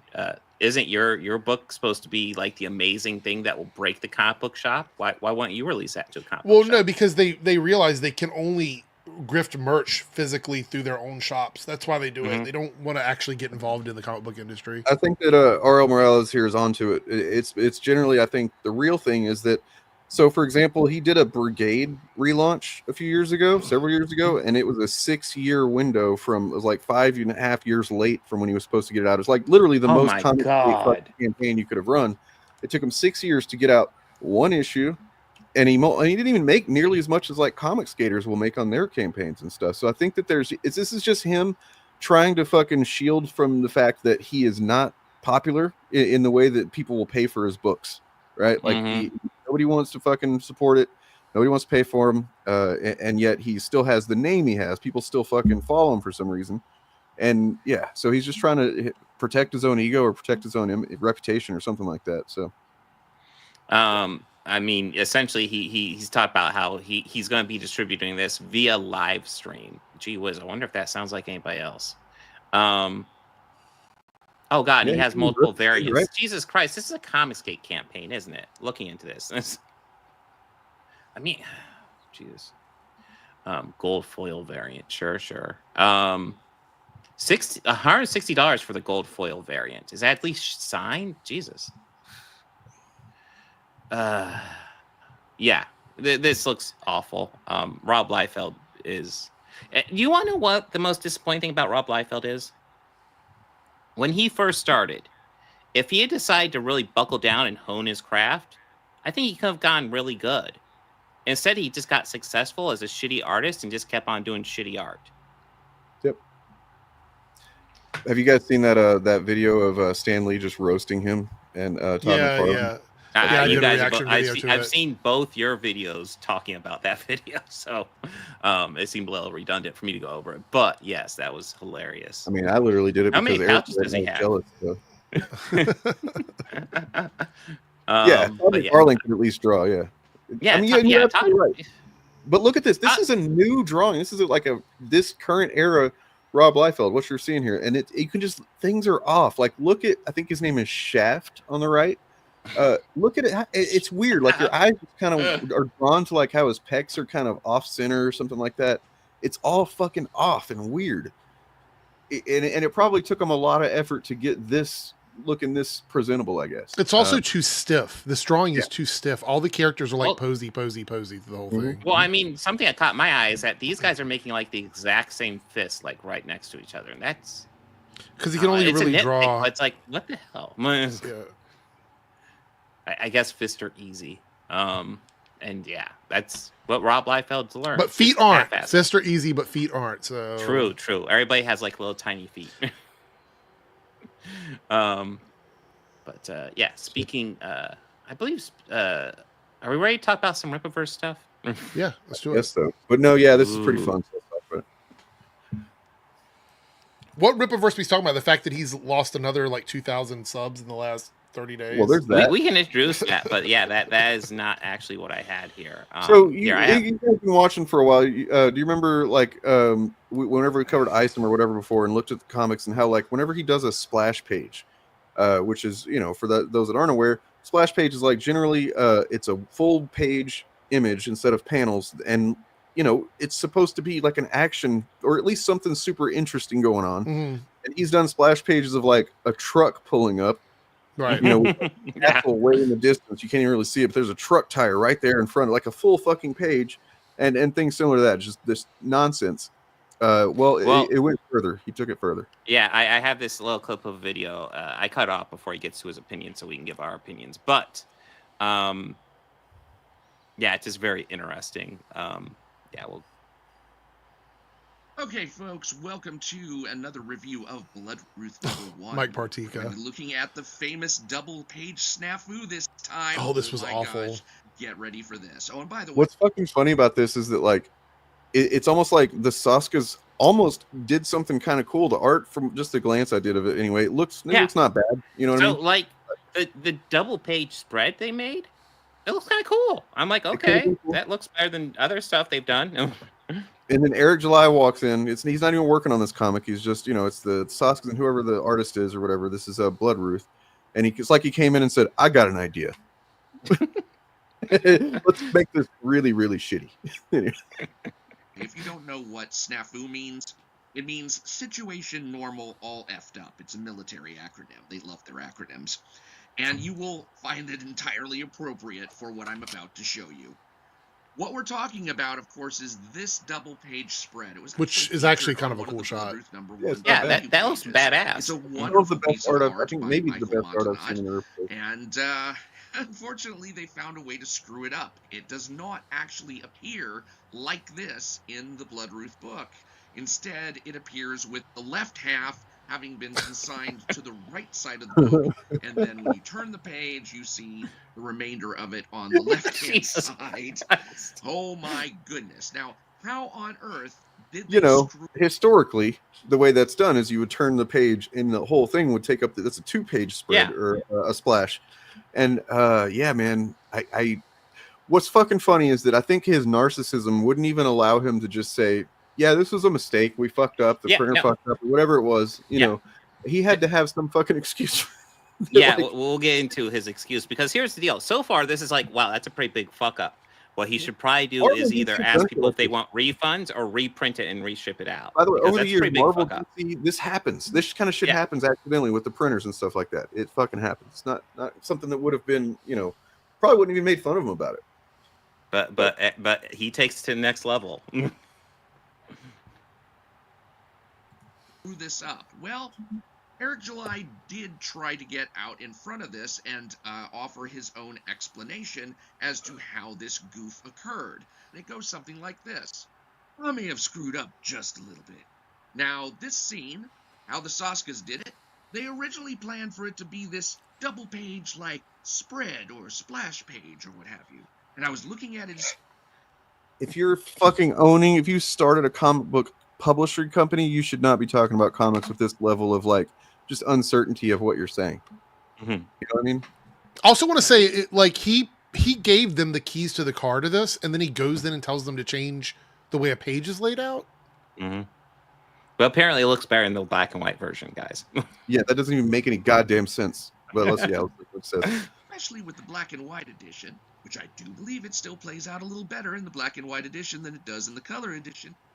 What if we were to go for this more cinematic look, as if you can imagine sort of the camera like panning? You see one part of it, and then you see the other side as it slowly pans, say from left to right or what have you. Now, again, I'm thinking this is going to play out cinematically. It's going to look real cool, because the next page you get the full reveal, right? And after looking at it, especially the color version of it, I don't know if it landed the way that I thought. I want to say this. Wouldn't you be able to figure that out before it gets printed?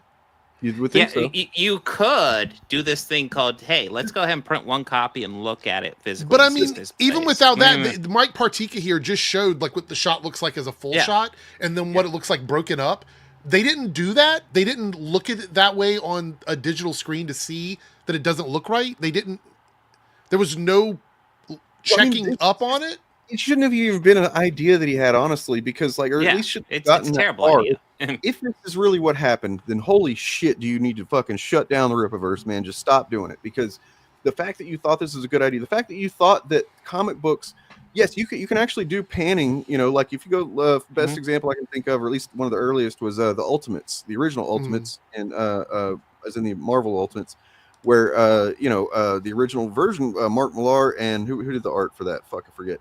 But like it was done in more of a cinematic thing. That's where like the Avengers movie was kind of based a lot on that. And it was like, instead of a bunch of panels, they did more cinematic layouts, and it works as long as it's on the same 2 pages, because otherwise you're cutting. You can't pan and then turn the page. You're just cutting. It's like blinking and closing your eyes for several minutes while watching a movie. And then I don't know, man, it's fucking insane. He thought he was going to break the fucking mold of how you do comics or something, but no, sorry, man, but you have to. It does. I'm confident. I'm confident he's full of shit here. I'm confident it's just a fuck up. But he cannot admit that, because if he admits that, then it's like when we have to start talking refunds and reissuing people, which he should do. He should do that. Oh fuck, we fucked up. Right. Here you go. But I was wondering, movie it's say an something that artistic makes him look choice. so much dumber. This makes him look so much worse than the original thing. Than just Absolutely. saying it was a misprint. Yeah. Like we just fucked up. Yeah, there was supposed to be an ad in one of those pages, so it's supposed to be one page off, and we fucked up. Well, no, he put the fucking ad as the first page of the comic instead of putting it at the end. So it threw off the page count. So if he cut off that ad, then the whole thing would have done just fine. Oh Yeah. my god. Yeah. So basically, from what I've seen, when you open the book up, like in the first 1 or 2 pages, there's a fucking ad for the young Isom statue. Which, by the way, if you purchase Bloodruth, you know there's a fucking young Isom statue. You know that already, because you have to go to the fucking website to buy Bloodruth. You're gonna see the ad for young Isom. Why is there an ad for a statue in a comic book that you have purchased direct from the manufacturer? Why?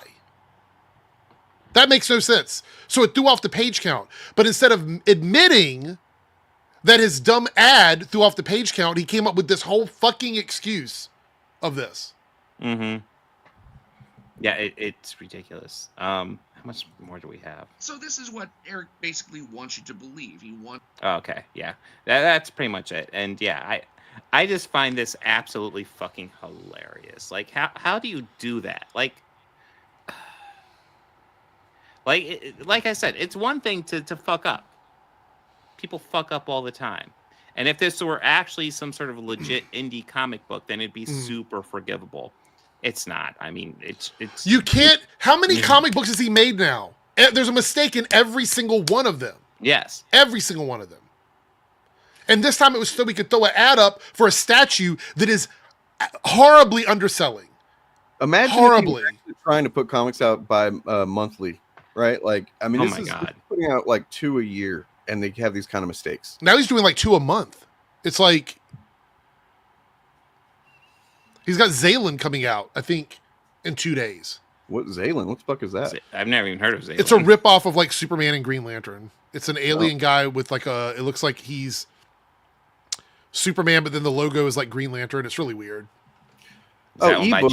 That's the thing, and that's the thing, and that's another. If they actually did digital comics, they could fix this. Of course, it wouldn't really be as much of a problem, but like actually, if it was digital, if you go into panel read mode or like zoom mode, you could do exactly what he described here, and it would kind of work because you don't even know that you're turning pages if you're in super zoom mode.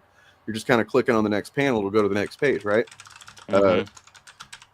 But yeah, I didn't realize that he put a young Isom statue. I guarantee that's what it was. It was a last minute thing where he was like, "Oh, I'm going to put, I haven't sold enough of these yet. I'm going to put an ad in the front of the new book. That's great." Yeah. Without thinking about the fact that comic book numbering, you should probably put 2 ads in there just to keep everything he doesn't even care. He doesn't give a shit. Yeah. By the way, StreamYard, I want to say this again. Having us remove something before adding it to the fucking screen is annoying. Yes. It's really annoying. What do we have? I wanted to show you guys this. This is the 1 minute. It's really quick. It's the teaser for the Zaylan thing. Oh, it's like a Superman ripoff by Chuck Dixon. So, oh my God, he's having Chuck Dixon write everything. It's Chuck because Dixon it's the only Saskas person he can writing get. Everybody keeps turning him down, man. Yeah. He doesn't have anybody. He's got Chuck Dixon and the Saskas, and then occasionally Mike Barron.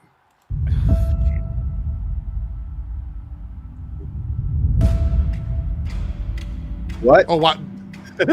What? By the way, the tagline is "What kills must die."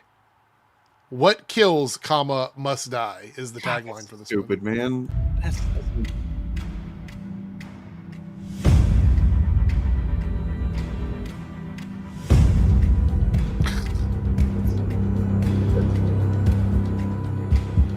What?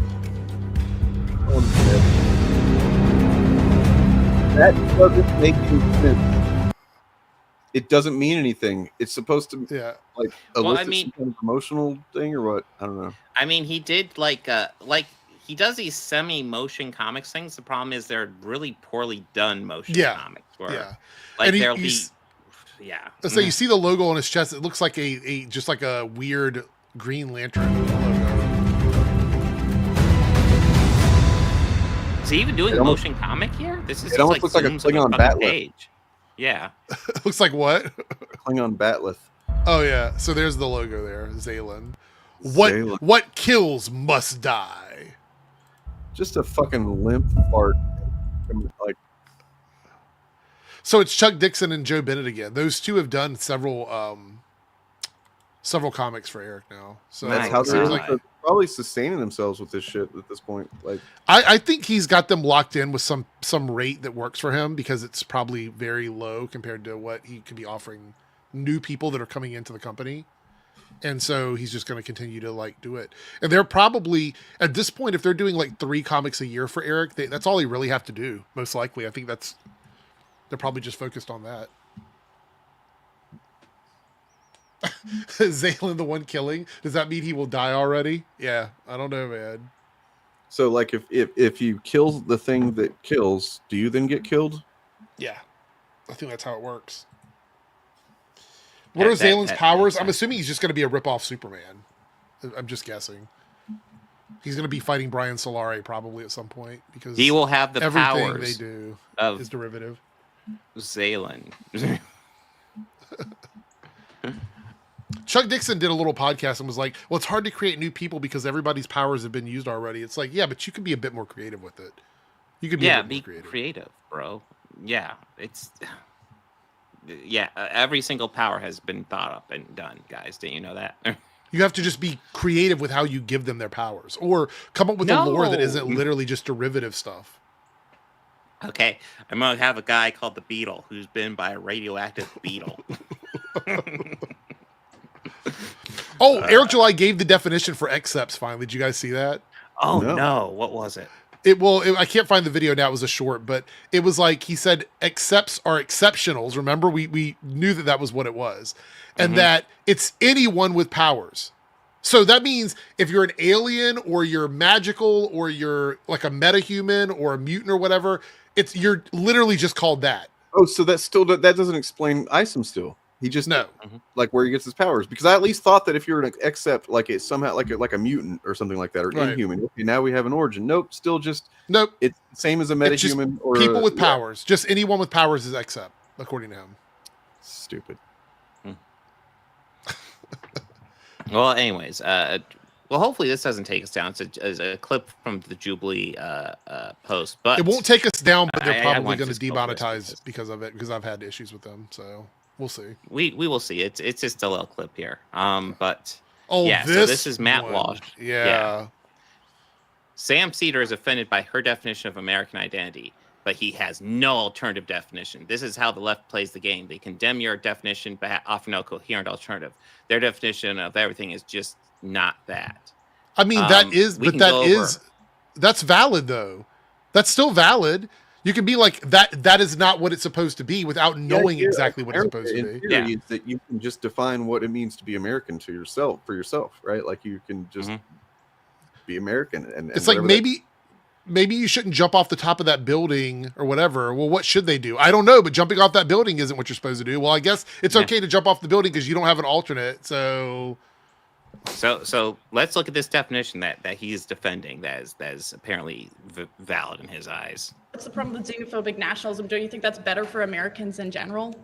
Like xenophobic nationalism is better. We should have a coherent culture. Everyone should be a part of the same culture. We should have assimilation. Which do you get to choose what the culture is? We already have a dominant culture. What is based the dominant on European culture? And Christian values and identity. That is the dominant culture. It's rooted in European identity. White. So your argument is that has been the dominant culture. Just to be and clear, we're not letting people assimilate to that. We're saying you should keep your culture, and this is why our culture is so divided. Your argument is that Trump is good for those who want a dominant white European culture.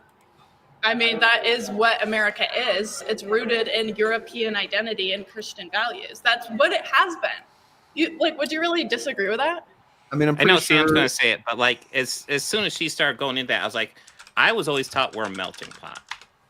Right. That's just a melting pot. I was taught that we actually fought against England to not be the same thing as England. And, we're Europe. Like we came to come establish our own shit and do things the way we wanted to do it. Not just like have, I don't know, 1 foot in European culture for fucking the rest of time. Yeah, the whole point is supposed to be, bring us your tired, your poor, your huddled masses. We will, we will integrate them into society, and we will all mix together and make a better society. To my understanding, that was supposed to be the dream of America. Are we achieving that? I don't think so. But that's the dream. What is it then, if that's not the identity of America? Well, I think the identity of For the America, majority of time, America's been a country. You don't think that's been the identity? well, actually, no. I think actually the identity of America has been, for better or for worse, a melting pot in that regard. Yeah, maybe since like the 1960s. Even then, like the 1960s? No. Holy shit. Learn American history. I don't know what else to say. even we had this idea of a melting pot literally means assimilation too.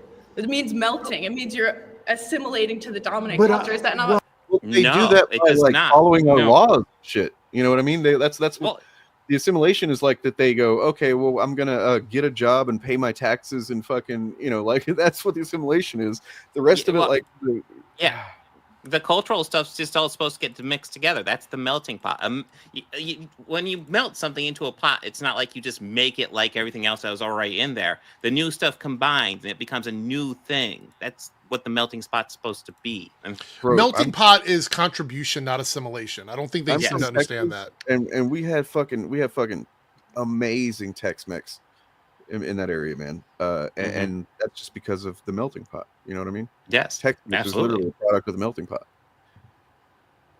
Melting means? No, it doesn't And mean now that instead it's we're assimilating saying there's something to wrong the with xenophobia. dominant culture. No, I mean, look, I got to be honest with you. Like, you and I have a fundamental disagreement. We will never see eye to eye on this. It's a choice, and people. I think what you're expressing though is really what the Trump movement at its heart is about. True. And I think I disagree. I don't think Trump's like anywhere close to being a Christian nationalist. That's ridiculous. Like Trump's basically a Democrat from like 15 years ago. So No, you don't wow. think that he's Right. So I what? So Trump he's like actually believes, I Obama. don't She said a know. Democrat from 15 years ago. So Yeah. Trump is just like Obama, essentially. What Trump actually believes, we can argue that till our faces turn blue, because I don't know and I don't care. I think Trump believes in benefiting Trump. That's it. He believes in Trump and money. But yeah, all he's doing is taking Heritage Foundation shit and signing it into law, which is super conservative shit. conservative No, enough for you. Oh, definitely nowhere close. No. He's not xenophobic enough for you. No, he's trying to import a bunch of H-1Bs. Are you kidding? Right. Oh, so you want to get them out too? Yeah. No, I mean, I think you're making my argument for me. So I want to share something I think about it's this. wild. Matt Walsh shares that clip as if that's The person here. Yeah. So let me share this. The here. actual person. Okay. Yeah. So this is Oh wait, let me. the girl that he was talking to is named Sarah here.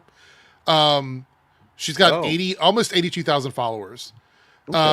Cross in bio.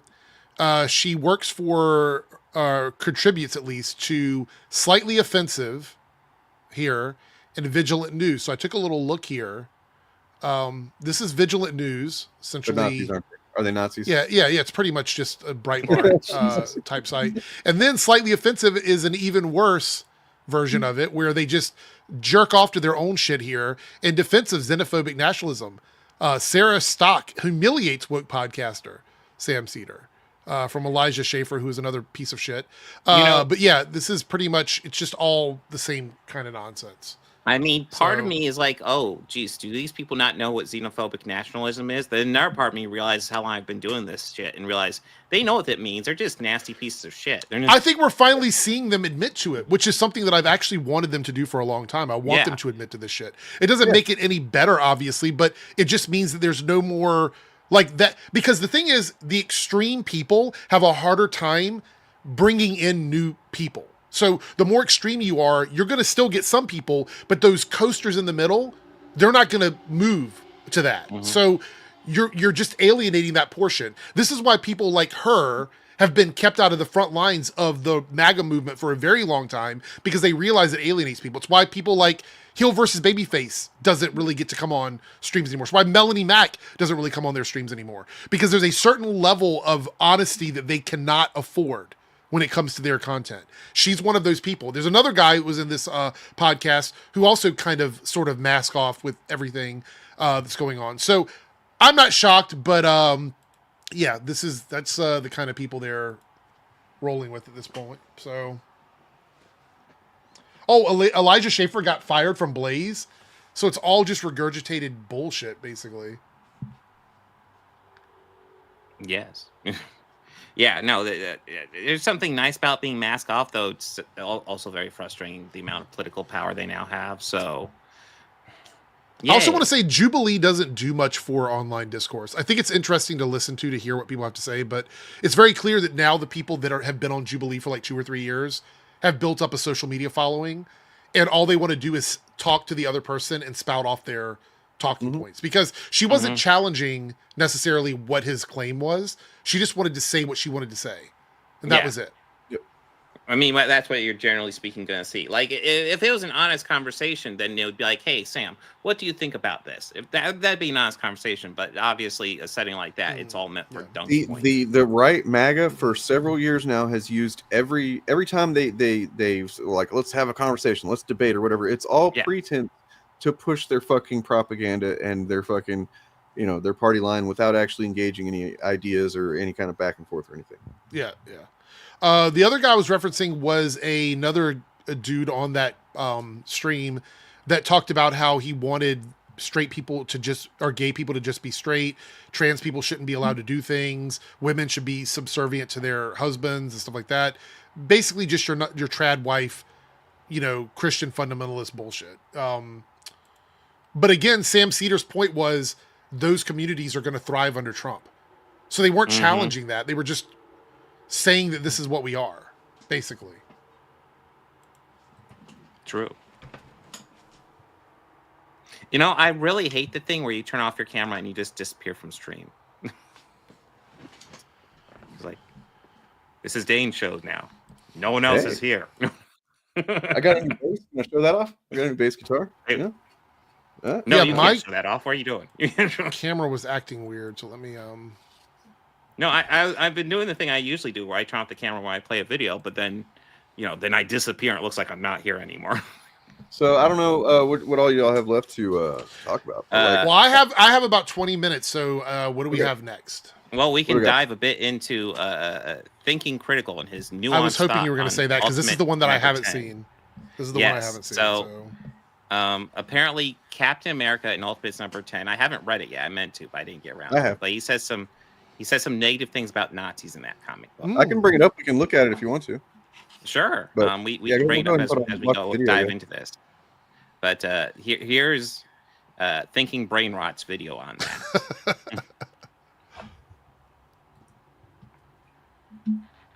In this camp, but it has gotten progressively worse and worse. And it's basically just a book about Dennis Camp's fake reality. Real quick, just give my 2 cents. I've read the first 9 issues. I don't think they're all 100% amazing, but for the most part, it's a pretty fucking good series. There's all definitely but about some 1 or 2 issues has been fucking phenomenal to me. And then even though those couple of issues are pretty good, but yeah, there's a couple really big, like, dude, that Hulk Ultimates fight in issue 6, holy fuck. Good shit. That he thinks he's living in, and it's not really about the Ultimates. It's not about what Captain America would do in this new universe, or Iron Lad, or any of the characters in there. It's all about Dennis Camp and all his weird fears and fetishes about what's going on in modern society, which can be done well. See also Alan Moore, but in this case has been done very poorly. I did kind of enjoy it at first because it was so over the top. Is he comparing Ultimates to Watchmen there? Yeah. Seems that way. Seems so. Top stupid, that it was fun, and I can enjoy something stupid and realize that it's not good and still have a general enjoyment of it. Especially the Gamma Island monstrosities. I really like Diaper Neck. I really like Crab Hands. I really liked all those stupid characters because... Yeah, I find it interesting that he thinks that's hilarious, because the whole point of that was essentially how these people got mutilated because Bruce Banner was experimenting with gamma radiation, because Bruce Banner's a real son of a bitch in this Ultimate Universe. He is a piece of work. Yeah. It was so far over the top stupid, but now it's gotten progressively more into the I'm fighting real Nazis today type of thing. Buddy? Can you say it? And I can't take it anymore. Issue number 10, easily the last straw. I never took the series particularly seriously, but at this point, I just can't waste my time anymore. And there are different, I guess, takeaways from the book. And this one's actually from Gabe Hernandez, friend of the channel, comes on the Aficionados every once in a while, good guy, reviews a lot of comic books. And this is the way that he describes The Ultimates number 10. The Ultimates 10 is a sickening turn for the title when the writer transforms a developing team of heroes into a death squad for sentimental and ideological reasons. Dennis Camp's poorly constructed script serves as little more than a platform for his fetish to kill those people, only marginally saved by Juan Fragary's cool art. At this point, Camp may need some type of intervention. And I think... So when they say... I need to point out that the people that they're killing are Nazis. I was about ready to say, the implication I'm getting from everything he's saying is that those people are Nazis. And yeah, I'm not defending them at all. Fuck them. So he's done this before, just not as explicitly. Whenever during the Fall of X, whenever the X-Men, the mutants were like going to war with Orcus, which were not as explicitly Nazis, but definitely fascists. But he still was like, I can't believe they're killing mutants. The X-Men are killing these people. And it's like, well, they killed a few fascists. Yeah, the people that were like literally trying to wipe out the mutant race. Yes. You know, but that was still, oh man, this is if you want to look at, because I one thing with this guy is that he will always complain and tell you exactly what is going on in the comic, and almost never will show you enough for you to see yourself. And he definitely doesn't normally describe it accurately, right? Like, so he won't say that these, as far as I've seen, he didn't say that they're Nazis yet, even though he was showing images with Nazi stuff. So here's the issue, which I thought was phenomenal for a few reasons. But you want to know how to open a fucking comic book in 2025 and win me over? This is how you do it.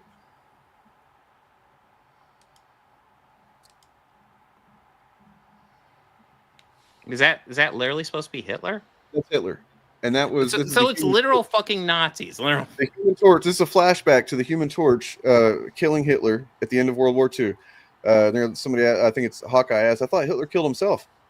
And Human Torch is like, that was just a cover story. The Soviets were threatening a superhuman arms race and screaming about illegal deployment overseas. Back then, we had this thing called politics. So they asked, how's it feel? I mean, killing Hitler. And he goes, how did it feel? My brain isn't the world's oldest computer, but it's close. In those days, I had to manually erase memories so it wouldn't slow down and seize up under the weight of all that history. I gave up my Medal of Honor and the memory of getting that Medal of Honor. I gave up good friends, good years, and most memories of my brilliant father, Dr. Horton.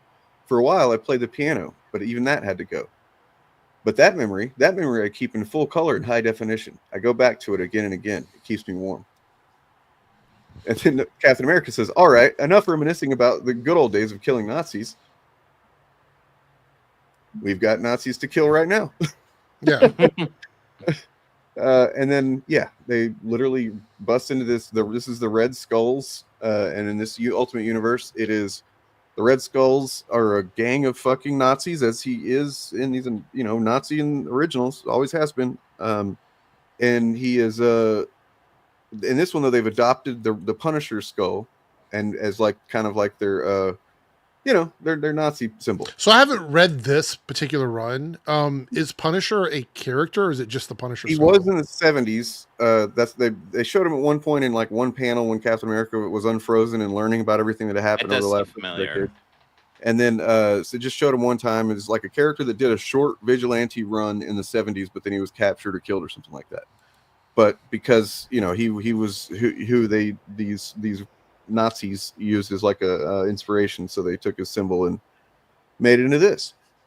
Castletown is the permanent home of approximately 1,500 men, women, and children, as well as the current Grand Skull, leader of the National Red Skull movement. Yeah, this is Nazi shit. Yeah. So they're busting in here to try, and because they've gotten intel that they believe Namor has been held prisoner here. Who was, And then you got Iron Lad, who is literally having back surgery at the time that he's talking to them right now. But yeah, it's you know, they're killing some folks.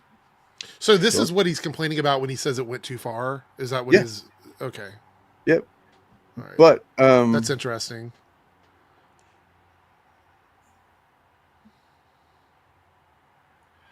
Yep.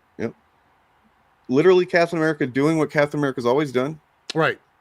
This is how he started. This was like the beginning of Captain America. How's he killing happily? He's not killing happily. Show me where that happens, man. It's the mission, dude. Yeah, I've never seen Cap happily kill somebody, but he does kill Nazis. I will say it's a little strange because I talked about this briefly on, I don't know, did we talk about it last week or was it on my streams about like the code of ethics? I think it was on my stream of heroes killing, not killing, like where the line is on that and everything. Some people seem to think that all superheroes should just kill. It doesn't matter. You've got powers. You take the power in your own hand or whatever. Batman should kill the Joker or whoever. Right. Also, that Captain America shouldn't be killing Nazis. Right. So Batman murdering people for like petty theft and stuff like that would be totally okay, but this group killing actual Nazis is weird. Mm-hmm. I'm just saying, like I haven't read the run. I'm gonna have to read it, but it's pretty good. There are some issues that are absolute fucking bangers. The Fantastic Four one still haunts me. Holy shit. Mm-hmm. Yeah. I like the artwork. The artwork's really good. Yeah, the artwork's been really good as well. Juan Figueroa, I want to say. So he killed during the war, but modern Cap tries to save lives. But isn't this war? Isn't that what this is? Yeah, they're at war, man. They're revolutionary. Okay. Yeah, I was just not trying to be confused about it. Even in the movies, Cap was killing guys. So yep. I mean, the easiest way to understand this version of the team, but which, by the way, this is not the original Avengers. This is the Ultimates from a different alternate universe. Yeah. For anybody that doesn't understand multiverse stuff, Eric July. You know, but like the fact is that you know, he's always killed Nazis, and they are revolutionaries in this version. That's the main distinction about this team of characters. They're not reactive. They are literally trying to start a revolution against the Maker's fucking, you know, authoritarian world that he's created here. Yeah, and the Maker has this huge propaganda campaign against them, framing them as terrorists. So they are not seen kindly by the public. Yep. Some really good art, though. So here we are fighting Nazis with laser guns. You know, he talks about how easily reality can be doctored. This is the kind of stuff, keep in mind what the stuff that Wes was saying about, like, oh, it's his fears and fetishes or whatever. And it's like, this is literally, they're talking about things that actually are going on. And you may say, okay, yes, you can say that he doesn't do it well when it can be, you know, it was done well when Alan Moore did it or whatever. But like, what is the thing that quantifies that? He didn't explain that as far as I know. He just, this one I don't like because it's against my politics, basically. Mm. You know, and they found that Namor's actually been dead for quite a while. They got him up on the wall there. And here comes the Grand Skull. At least 5 different men have held the position of Grand Skull. 4 died violently. Unknown identity of the current one. Anyway, I don't want to spoil it for anybody, Bob. Yeah, no, it sounds really good though. I'm probably gonna read the whole thing. Is this on the? It's only 10 issues in, so I was gonna say it doesn't seem like it's a lot to read, so you can get into it. I think they've already released the first collected volume of the first 6 issues. Yeah. Go ahead and kill that. I mean, overall, the books, the Ultimate Universe is pretty good, but like Ultimates and Ultimate Spider-Man are definitely the standout books so far. Mm-hmm. Right. Abe brings up some really compelling arguments there that what separates a superhero, a Captain America, a Thor, you know, some of the characters that we got in here, even a Hawkeye, although he was always a little bit more damaged than a lot of the other Avengers out there. And just like, I don't know, a hero like Arnold Schwarzenegger in Predator. What is that, Dutch? Where he's like murdering the shit out of people. Is superheroes actually don't kill. But in this particular comic book, you've got the new Ultimates, and they just go and raid this compound because they believe they've got Namor there, but it turns out he's dead and he's been mounted on a wall. Here, let me give this guy, because he wants to promote a shitty comic book by starting shit with that. Yeah, I saw that. Dude, your comic book is garbage. Your fucking streams are garbage. You're a fucking idiot. And the fact that you think that we're fucking bullying a black man for making comics means that you haven't actually watched or listened to anything we've actually said. The fact that you think that, I've been seen on EVS's stream, you know, so is Eric. That you're the one he's talking about. We both have, because I talked with him too. So, like, you don't understand anything you're talking about, man. You're just showing up talking out of your fucking stupid ass. And to go write your fucking shitty comic book, you moron. Oh, shit. We've all streamed with EVS at this point. Shit. Oh, guilt by association. The one thing they never, we were never supposed to do that. When we say there's guilt by association, all of a sudden that's a step too far. But when we go on to debate them, all of a sudden now we're also held to that same standard. It's weird how that all changed. It's really weird how that changed. Weird, yeah. So. All right, back to this fucking. Although he was thing. like killed by Atlanteans in front of the entire nation of Atlantis and then sold, I guess, you know, and even at one point, Captain America has a really strange line as the original Human Torch is reminiscing about he being the one that actually killed Adolf Hitler in the beginning, saying, you know, enough with the great stories about killing Nazis back in the day. You know, let's go raid the compound. And it's like, That's Captain not what America. he said. He's intentionally obscuring the fact that they're killing Nazis. He's also it's all hyperbole. Like we just looked at the pages. What he's doing is overreacting to the stuff that was happening in the comic book to make it seem more ridiculous than it actually was. His whole thing is overreacting. I mean, it's all very telling that he's very offended that they're speaking negatively about Nazis. I mean, you'd think even people who specialize in doing more dog whistly stuff would know. You know, they're literally saying Nazis. Maybe don't defend that too much, but I guess if we're gonna defend Elon Musk doing Nazi salute, this is the type of shit we do, right? Yeah, that's true. Yeah, acting like lethal force if there's absolutely yeah. Sorry, go ahead. We'll listen to it. No other option to him. He certainly wouldn't feel good about it, even if it was Hitler. It was a really weird thing to say, but that's the thing. That's the problem. It really has nothing to do with Captain America. It has nothing to do with the original Human Torch. And it's just them repeating the same weird woke talking points that have basically turned a lot of longtime readers off. So killing Nazis is woke now? Yeah, I was about to say killing the Nazis is woke. woke. So. Hey, I have a thing back. Okay, so apparently it's woke to not like Nazis. I didn't know that. So I mean, man, yeah, we are really fucking tired of Nazis, but apparently because there's so many of them that are popping up again these days, there needs to be more media that reminds people, hey, Nazis are bad. You know, you got fucking President Musk fucking Heiling Hitler and shit. You know what I mean? Absolutely. Yeah, we're tired of Nazis too, man. Books. And it just happens over and over again. And the weird thing is, you're not allowed to criticize this book. You can't say that it's bad because it's poor writing. You can criticize it all you want. You could say that. Maybe do it in a way that defends Nazis less. I don't know. But if you're mad that they're going against Nazis and that's the premise of the book, that's not really criticizing the writing of the book. See, the fact that you're fucking saying Nazis are low-hanging fruit tells me that you don't actually understand the state of the fucking country right now and the world, really. So I mean, that's cool, man. That makes sense why you're a Comicsgate fan. You can't say that it's bad because it's poor characterization. You can't say that it's bad because it has nothing to do with the Ultimates. It's all about Dennis Camp and his weird fetish about what he believes is actually happening outside his window, which is clearly demonstrably not true. You will be attacked. This guy, by the way, he lives on a fucking literally boat is. in the Philippines. Yeah. He lives on a fucking boat in the Philippines. A little disconnected. I find that a lot of the commentators that spout this stuff off don't even live in this country. They're expatriated or they never lived here. Yeah. That's wild. Yeah, he probably doesn't notice as much Nazi shit. Okay, He's living on hold on. I got to call this out. So what would be the defense of a Nazi doing Nazi stuff that would make it viable for a hero to determine they're worth not killing? These are people that are rounding up folks, killing them, committing genocide, doing all of these things. What would be the reason a hero would say, hey, maybe I shouldn't do whatever I have to do to stop them from doing that?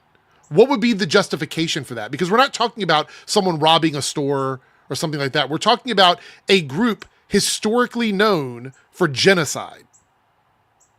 Explicitly, their ideology is that they believe they are better than other people, and they want to, at the very least, take rights away from those people. But it never ends there. Are we forgetting where Captain America fucking started here? The beginning of this character was propaganda comics going against Nazis. It was American propaganda comics going against Nazis. That is the roots of Captain America. I mean, so you can't say this isn't in character for him. It's literally the core of his character.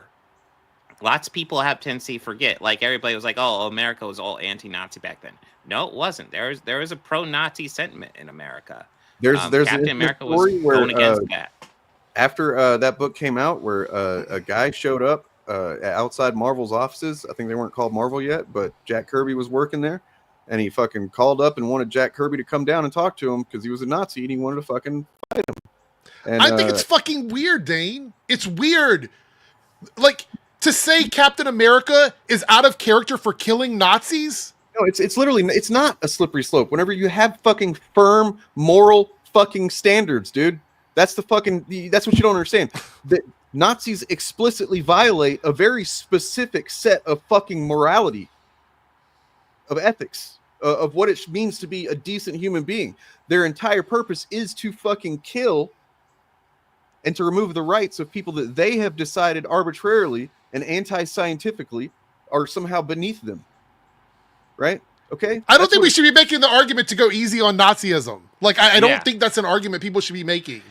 Especially when it comes to Captain America. Yeah, the amount of people in chat that seem to be making excuses for fucking Nazis is disturbing. Crazy, man. This is where we fucking are. Hold on. Yeah. Just give me a second here. People in the chat that are talking about this, is it because we are so far removed from what Nazis did that we are not looking at this from the perspective of this is actually what happened in history? Is that where we are now? That we're the comic book media. Are you actually? Is this you in the picture, man? Because I got something to say about like you being a Quisling. If you don't know what that is, you should look it up. Like Captain America already killed Nazis, dude. They're not going to. It already happened. You just because you're fucking defending them. Just so you know, right? But I'm saying like he's already done it. Like we're arguing that him doing it in this comic book is out of character for him when that is specifically what his character did in the beginning of his creation. That was literally the first cover. He's of a not Captain America Spider-Man. He's not Batman. He's not these characters. Captain America started out as a American military propaganda against Nazism. That is where the character began.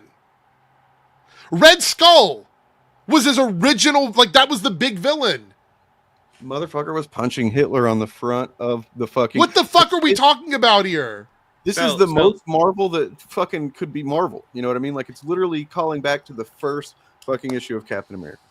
And having a no kill code, it's like it's up to the heroes pretty much. Like, yeah, Batman having a no kill code because he fears going too far, that makes sense for him. Captain America has never had this issue of sanity Batman has had. Captain America has always had a very clear moral compass. It's one of the defining characteristics of him. And he, with his clear moral compass, looks at Nazis and say, I can deal with killing them. I'll be honest. Like, there's a line for me of like how much I'm willing to put up with when it comes to like discourse. But the fact that we have people in the comments defending not killing Nazism and people that are committing these genocides is fucking weird. You're a fucking moron if you think that being a leftist means not criticizing fucking black viewers. If they're fucking, I don't care what color they are, if they're fucking saying stupid shit and defending Nazis and fucking, fuck off, dude. You're a fucking moron. All of you are fucking morons and you're comic skaters, I can tell. Somehow, one of you comic skate fucking channels got a hold of us and saw that we're streaming talking about this fucking comic and this fucking big-headed freak fucking moron on the screen right now, and you came up to fucking defend him and to fucking do Nazi apologia. Fuck off. Fuck off. You're not welcome here. Why do you insist on going somewhere that nobody fucking wants you? Fucking goddamn. Oh, God. All right. Dana's returned. Dana's returned. Yeah, get on here and get some shit out, man. I'm sorry. They're marginalized, so shut the fuck up. Fuck you, man. They're not. I don't give a fuck if they're marginalized, but they're fucking simping for an ideology that is against them. So you know what? I'm just gonna say that they're wrong. Is he talking about Niobe or the other person? Who is he talking about? Know. Would you fight me? Fuck off, you fucking retard! Get the fuck out of here, dude. I mean, I kind of assume it's a Niobe alt at this point, but yeah, it probably is. Would you fight me? Yeah. I don't know if they were talking about Niobe or not, honestly. but real quick, we did get a new membership during all that rant, and then Jack Seasley did come in with a super chat that I wanted to bring up real fast before I forgot. Do you think Marvel Comics should do Crisis and Infinite Earth? A little bit off Nazi stuff, but my vote is no. The reboots are DC things, not Marvel things. Well, Marvel will just do what they did with the Ultimate Universe. They'll just start another universe and tell stories in that universe. I don't think Ultimate Universe. They've never done it. They did Secret Wars in 2015, and they did it in a way that didn't actually. They had some. They realigned some things, but nothing was like taken away, which is a problem. Whenever the DC's done that in the past, especially infamously the New 52, when they literally erased so much history of the characters that people had grown attached to. And said, okay, well, none of that happened. Now these characters have only been around for 5 years, and all the shit that you've read doesn't matter anymore. That pisses people off. That's what the Ultimate Universe is about. That's what the Absolute Universe is about. That's what is saying, okay, we're going to start again, but we're not going to take away the continuity that you've grown to connected to or whatever. So. And what I really like about the Ultimate and the Absolute Universe, I guess especially Absolute for this, what I'm about ready to say, is how much liberties they're giving the artists to do what they want with the heroes. Just kind of, you have the groundwork, do what you want with it. And I really like the Absolute books so far have been really good. We'll see how the future Absolute books are. Absolute Martian Manhunter by Dennis Camp, though.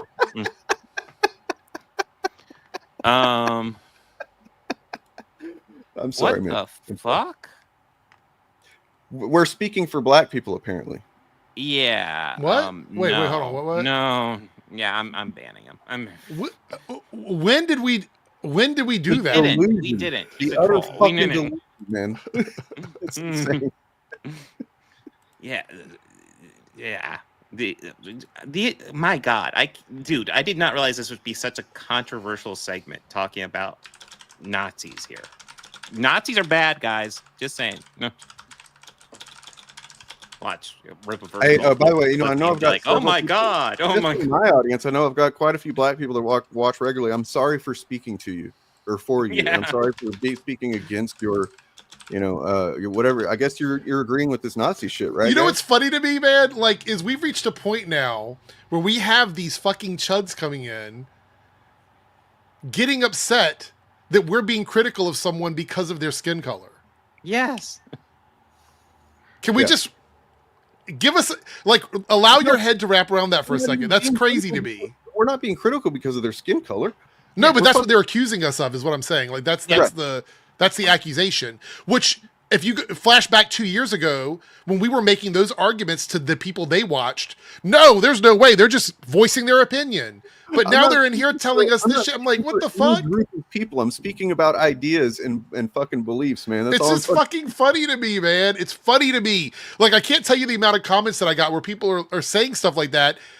And it's like, when did that switch happen? When did they become the thing that they accused us of being?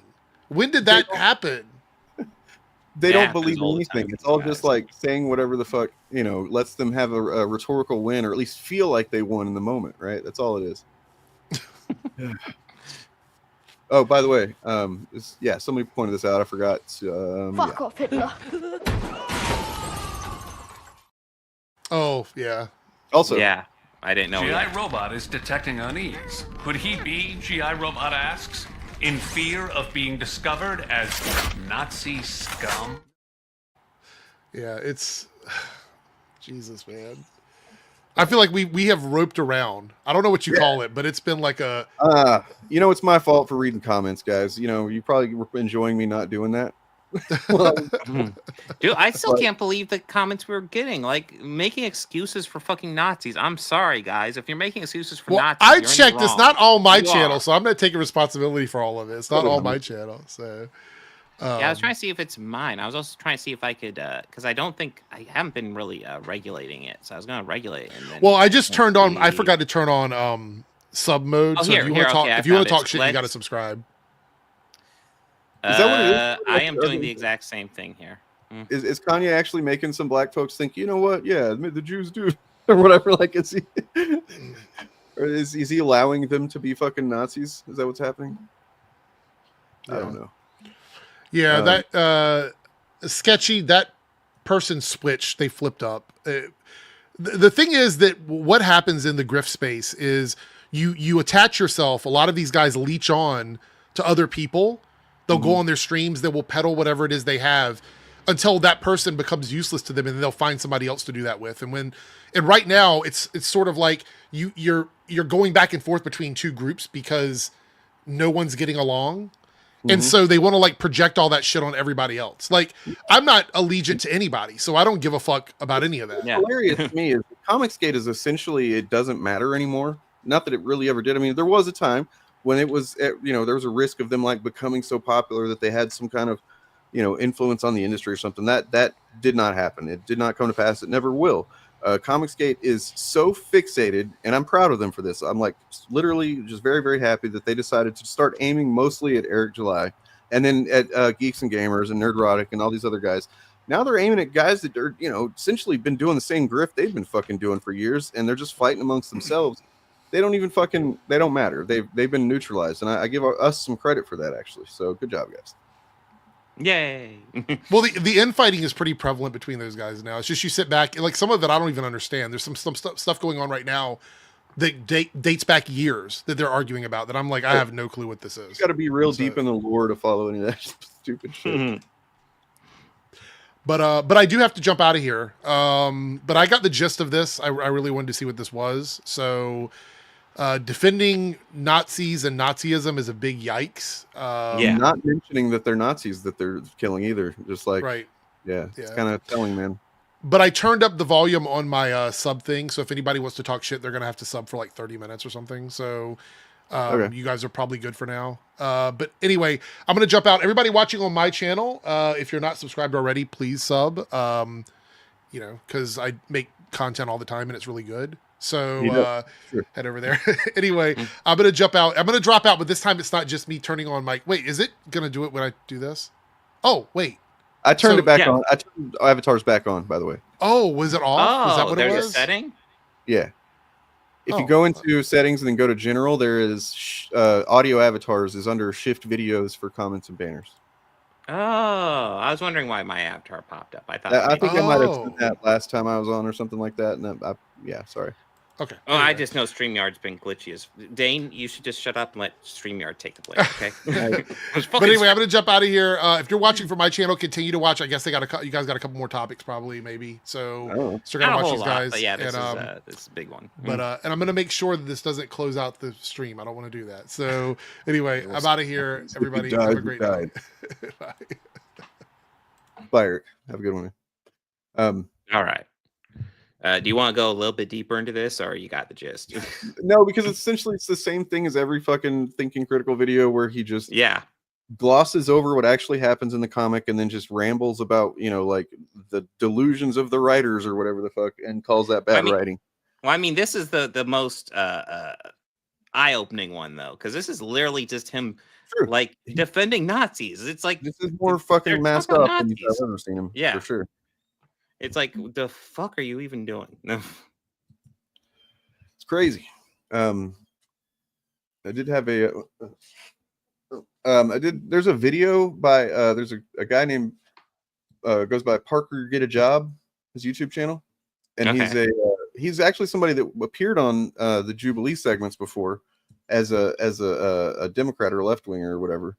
And I happened to watch this video earlier, and I just thought about after, you know, with all the Trump praise and shit like that, and it became clear we need to watch maybe some of this, because I think this kind of gives away the mindset of a lot of Trump people. You know what I mean? Maybe not even the most, like, because there's the hardcore MAGAs, right? Like they're fucking, you know, but then there's people that aren't so hardcore MAGA that are still like, they voted for Trump. You know what I mean? They fucking will defend him. even if not as hardcore. But and so to me, it's interesting to understand what's going on in those people's brains.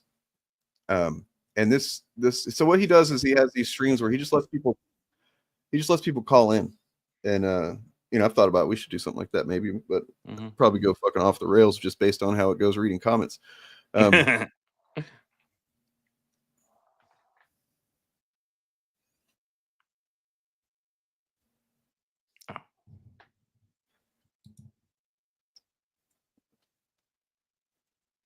Okay, so it's muted.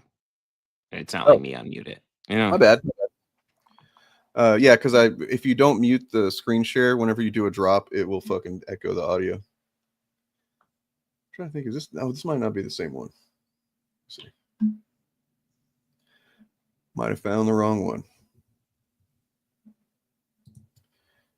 I think okay. I did. Looking at the big picture, I want to hear from you, and I want to understand from you, because you ask a lot, what policies do you like? What do you see? What do you see? Do you see anything positive about Trump? Anything that he has done since he was president, since he wasn't president, and now that he's president again? Is there anything that you can say, that you can honestly say that you agree with? You remember whenever we had fucking what's his name, Frog Tony on to defend his claims about Sweet Baby Inc. and stuff, and by the end of it, he basically was just like, I don't know, I don't really, like basically half backing off of everything that he had said when challenged just a little bit. This is basically how this call goes with this woman, and it's just it's revealing that like she's still like, oh, what I don't know, I still but. And then, sorry. No, I was just going to recognize super chat. Thank you for the super chat. Do we think in a few years' time Trump's supporters will be seen the same as Nazis? I don't know if it'll be in a few years' time, but maybe 50, 100 years. I mean, look, I don't know necessarily know at this point, because they haven't. They I believe that if led that far, they would most of them would probably be on board for whatever the fuck a disturbing amount of them would be. Right. Yes, there will be ones out there yet. They haven't gone that far yet, but I mean, I also don't want to let them get that far if possible. Yeah. But I mean, that I do believe that at this point they've shown that they are beyond reason. They are driven by otherism and this fucking insane extremist tribal, xenophobic, misogynist, fucking homophobic mentality that there's no reasoning with them. And no, I don't want to fucking kill anybody, man. I don't want to go to war or anything like that. And I probably won't, because I'm fucking too old. But like, if shit breaks out, then I don't know. I'm not going to feel bad for any of them that end up getting fucking clipped for, trying to hurt marginalized people or anything like that. Not really. I mean, I might feel, I don't know, man. It's hard to say, because I don't like the idea of anybody dying but like, if push comes to shove, you got to fucking, protect people and take care of the people that or get rid of the people rather that are just being irrational and murderous, I think. Anyway. Yes. On with the video. Just one more thing. Operation Warp Speed. What is that?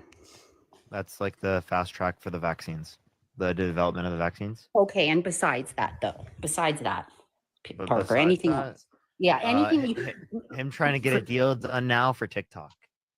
I know you love that one. What about him trying to end the war?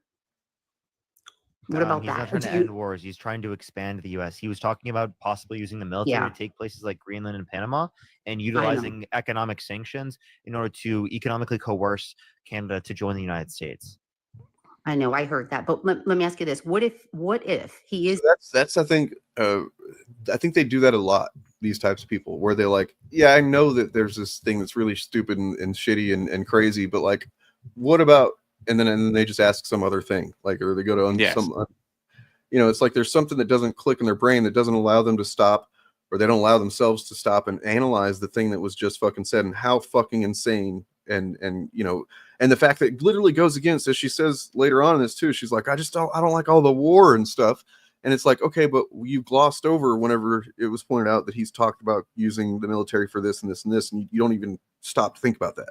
You know what I mean? So there's some kind of disconnect there. It's weird. Is able to end the war in Ukraine and Russia. What if he's able to get that accomplished? Is that something that you will agree upon was a good thing? If he could actually end it in a manner that was like meaningful, right? What I think he's going to do is going to secede more like power to Russia, because it's going to allow for Russia to reload and reinvade.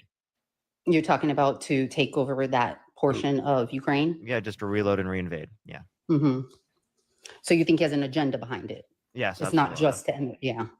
And then let me ask you, why do you think personally why do you think she didn't win? Why do you think by a landslide? What do you think the reason is? I mean, it wasn't a landslide. Besides the fact I know you've said in the past, you know, the stupid. Yeah, I was kind of frustrated he didn't catch her on that, because it was not a landslide. Trump won with plurality, not a majority. It's a good way to put it, but you know, these people, I don't think they understand that. Those words. What would you say you think is the main reason she did not win? Kamala Harris? Yeah. Sorry. Yeah. Because people attributed inflation to the incumbent president was without reason. Well, that was something that people kept correlation talking causation about. fallacy. And secondly, Right. And then also we can reference, obviously, I think that like there's a vast amount of society that's racist and misogynistic. I also think that it's important to acknowledge that in terms of this particular election, that people were heavily skewed in misinformation because of social. No, you're not, man. There literally is fascism in the U.S. You don't know what that means. Also, you don't know what my fucking morals are. Apparently, if you think that you're holding me to them, you're just wrong. You're incorrect. Are you just like another alt from fucking Niobe or something? Because you're not welcome here, man. Go make your shitty comment. You got to him before I could ban him. Fuck. Oh, okay. I thought I accidentally fucking social media as well. So yeah, well, going back to what you just said about one of the things that I heard, at least what watching watching this with you, you do hear continuously that when you ask that question, why did you vote for Trump? I don't know if it's everybody seems to say over and over the same thing, which is that the economy did better under 2016. Which it's 2016 the economy was good. Well, 2016 the economy was good, but the fact that so who was president in 2016? Well, I know Biden. What? No, Obama. No, not Jesus Biden. Christ. Oh my God, you're gonna confuse me now. 2016. That's when who was before him? Oh my God, are you serious? There, but in a different role. No, I know. What's his name? You're gonna kill me. You're gonna make me look stupid. I know. I just can't think of it right now. You got me crazy. What's his name? I loved him. What's his name? Come on, Parker. Just give it to me this time. Trump says his name with his middle name. They were just talking the other day. That was the cutest little thing at the funeral. What's his name? Oh my God, you guys are mean. Let me. Okay, I'm gonna remember. It's gonna. You're not even looking at the chat. Right now, I'm exhausted. Sorry. Go ahead. Look at the chat. Look at the chat. You dumbasses, basically. Anna, what they're thank you so calling much for the $3. Yeah. No, they're telling you. His I know. His name is Barack Obama. Yeah, I know. They're telling me. But let me ask you before, because I know you're going to want to hang up on me soon. But let me ask you one more thing about because you were talking to this guy before about immigration. You mentioned that how would we know, right? So how would we know somebody would? I believe that she probably did. I was thinking about this the other day. I think there are a lot of people that voted for Obama, and not to say that they're, and in their minds that was like, all right, I'm going to give this black guy a chance, right? And then whenever he didn't do whatever it was that they imagined, and then obviously he did promise a lot of stuff he didn't end up doing as well, but he also was restricted at many levels intentionally by the Republicans.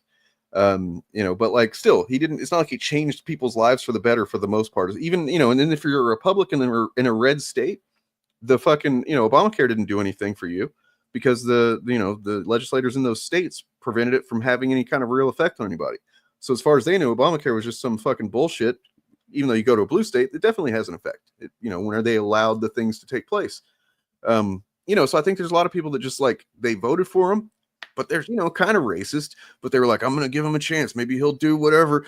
And then their lives didn't change substantially, and then they're like, I fucking gave that black guy a chance. Now I fucking, like it reactivated their racism even more or something. You know what I mean? Yeah. I don't know. I think there's some kind of nuanced racist shit happening there with some of these people. Yeah, I mean, it has been studied, the Obama-Trump voter, where it's like, how do you vote for both of those? It's a little baffling. I don't know. Yeah. And so on and so forth. It sounds like that's what their process is, because they Well, have I mean, no it would defined kind of process. right, because how else would we know? But my I guess it's more of a question for you. How about when they try to get a job? Wouldn't we know?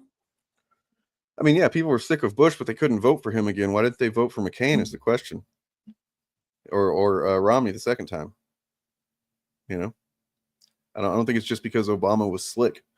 At that point, What do you mean? I mean, when they try to work, I mean, they have to have you when you're going. When you're applying So for- what if they're going to be employed under the table? That means that they're not going to like register their employment. So what you're actually going to do is you're going to create, by doing that, you're going to create. Another thing she does here in a minute that I wish he would have pushed back on is she uses the open borders thing. She's like, you can't be for open borders, and it's like, really very few people actually are for that. And in fact, Biden was not for that. His policies were not open borders. We did not have an open border.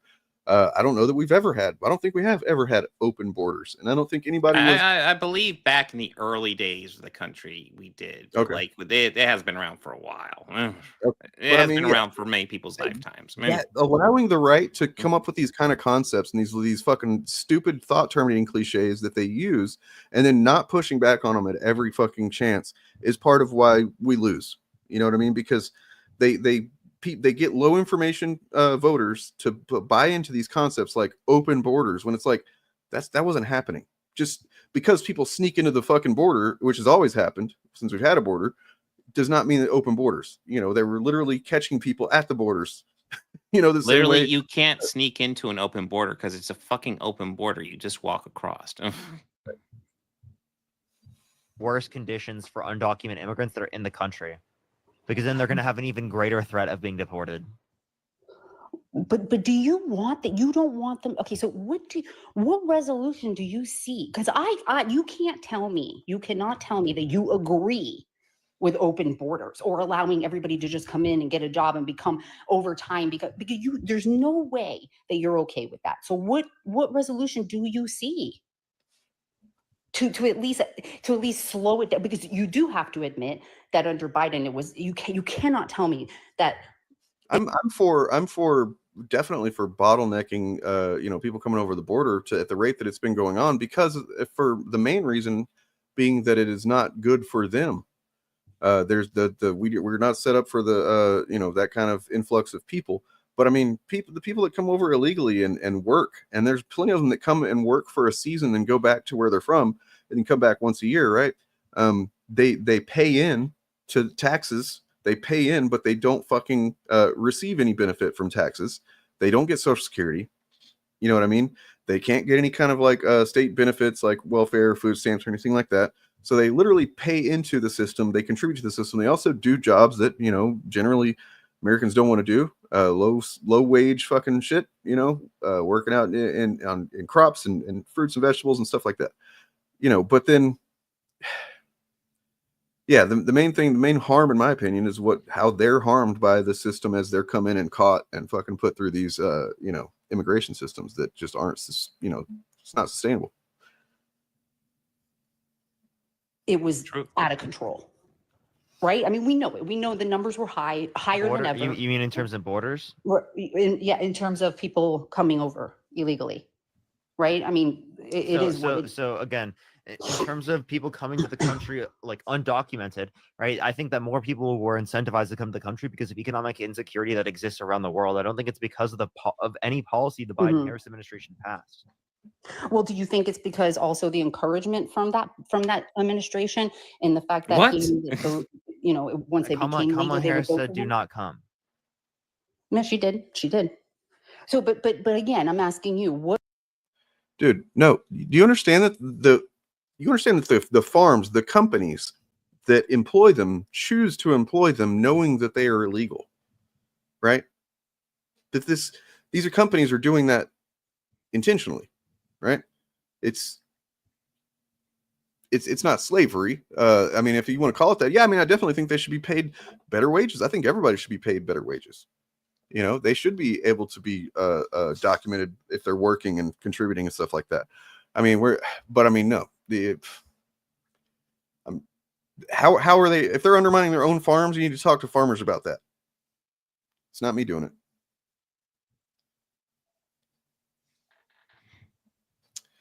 So I enjoy reading World War II stories, but inferring the Punisher logo to equal Nazi, being non-hardcore Democrat equals Nazi is ridiculous.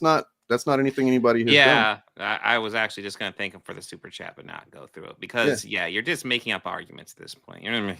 Nowhere in the book that we looked at was there anybody saying that if you're not a Democrat, a hardcore Democrat, it's literally was a gang of people that had adopted the Punisher skull, which, you know, can be seen as a fascist fucking symbol. And it was Nazis adopting that, co-opting that symbol for their own ends. You know, and that's because it's easy to do. It's easy to see that. If you've ever read comics, man, like, and another issue is that, I wish that our neighbors weren't our enemies in some cases, but in some cases they've made themselves that. A lot of people in America have allowed themselves to be radicalized by misinformation and bullshit. And now they are fucking anti people that I care about, you know, and anti-rights, and the country's going down a bad path, man. They've been labeling us as enemies since they started fucking calling anybody that disagreed with them SJWs and woke or whatever. That's where the real labeling of our neighbors as enemies fucking began. At a certain point, if you're the person that's been called that for years, and then the resentment and the fucking hostility has built up to, you know, where it's at now, you have to adopt a defensive position. You have to adopt a position of like, okay, well, I will fucking defend myself if you're calling me the enemy and you know, labeling me as some kind of like anti-American fucking, you know, whatever. But yeah. What do you see as a resolution? What would you do as a resolution to ensure that we really can slow it down? We don't want that. Nobody can honestly say, I don't care if you're a Republican, I don't care who you are, say that we want open borders. We don't want that. Now, we want people to be treated fairly. We want to help people. I understand that. But there's got to be a way to fix this. There has to be. We have to think about that. We have to think of a way. I want to know what you think. So a way to fix this, you know, that'd probably be through a policy, right? Mm-hmm. What were any of Trump's policies for this? I don't know. There was a bipartisan border bill that was being passed through Congress where Donald Trump called people in Congress to not pass that bill. Yeah, and he stopped it, didn't he? He stopped it. And that he called people in Congress to undermine that bill. And I think that he thought it. See, that was, I know, and that was something that he got wrong because he understood it wrong. At least from what he was saying. Thank you so much for the $5. Thank you so much, Anna. Yeah. So a policy, and what would this policy look like? I want to know more. The bipartisan border bill, it already was in Congress. And you think if that passed, that would have been way better for the border? Yes. Yeah. And you think if somebody does, your opinion on somebody coming in, you know, illegally, right, for a better life. Imagine that being your defense of Trump, of him, you know, telling them to shut down that bill, that he just didn't understand it and still wanting him to be president. Mm-hmm. You know, like, yeah, I mean, that'd be my approach to this point. My approach to this point would just be to drive home the point that Trump killed that bill. If he was actually concerned about the border, that bill would be something he'd want passed. If you don't see the problem, go watch my videos, man. I've got videos on this. You can go check it out. I think you just kind of are here to just disagree with this, and you come off like a fucking moron, to be honest with you. You got, you know, you haven't said anything that makes me want to fucking kick you out yet, but like, you're getting there with your fucking partisan bullshit. You know, you don't know what you are actually talking about. If you want to have a disagreement, you can come on my stream Friday. We can have a conversation. But yeah, just sitting here fucking sniping every single thing that's said and disagreeing makes you seem like a little bitch. You think that we should not send them back, no matter what. We should put. All right, Stalin. Oh, and it's crazy to call the Punisher skull a fascist symbol when it's literally been adopted by fucking cops that use, you know, have been, you know what? You're too fucking dumb to even argue with, man. Put them on the path. of citizenship. I think if someone is undocumented in the country, has not committed a violent crime, has not committed a bad crime, they should have a pathway to citizenship. Yes. Okay. And the people that he So but what is the recently reason sent- why you voted for Donald Trump? And despite of I all of the know. bad things that you know that I've already brought up about I know. I just want to ask one more thing though about is I know. as far as where was I going with that? No, you didn't listen to me there. Like what So yeah, that's really what I wanted to get to, is just like see all the ways that she, just she's fully aware, at least on some level, of how fucking dumb and incompetent and nonsensical. But it's just like, but I didn't like Kamala or whatever. It's fucking insane. It's yeah, I don't get it. Explain it, Bob. Explain it to me. Trump voters are insane and will justify anything he does. That I don't know how else to explain it.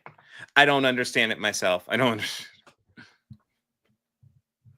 like there are people who I am fan of, but I will still disagree with him. I love Bernie Sanders. There's plenty of topics I disagree with him on. I agree with him most of the time, but there's plenty of times where I disagree. But Trump voters, literally Trump says something and they just start regurgitating exactly what he said, even if it's contradictory to something that he said earlier. I don't get it. I don't get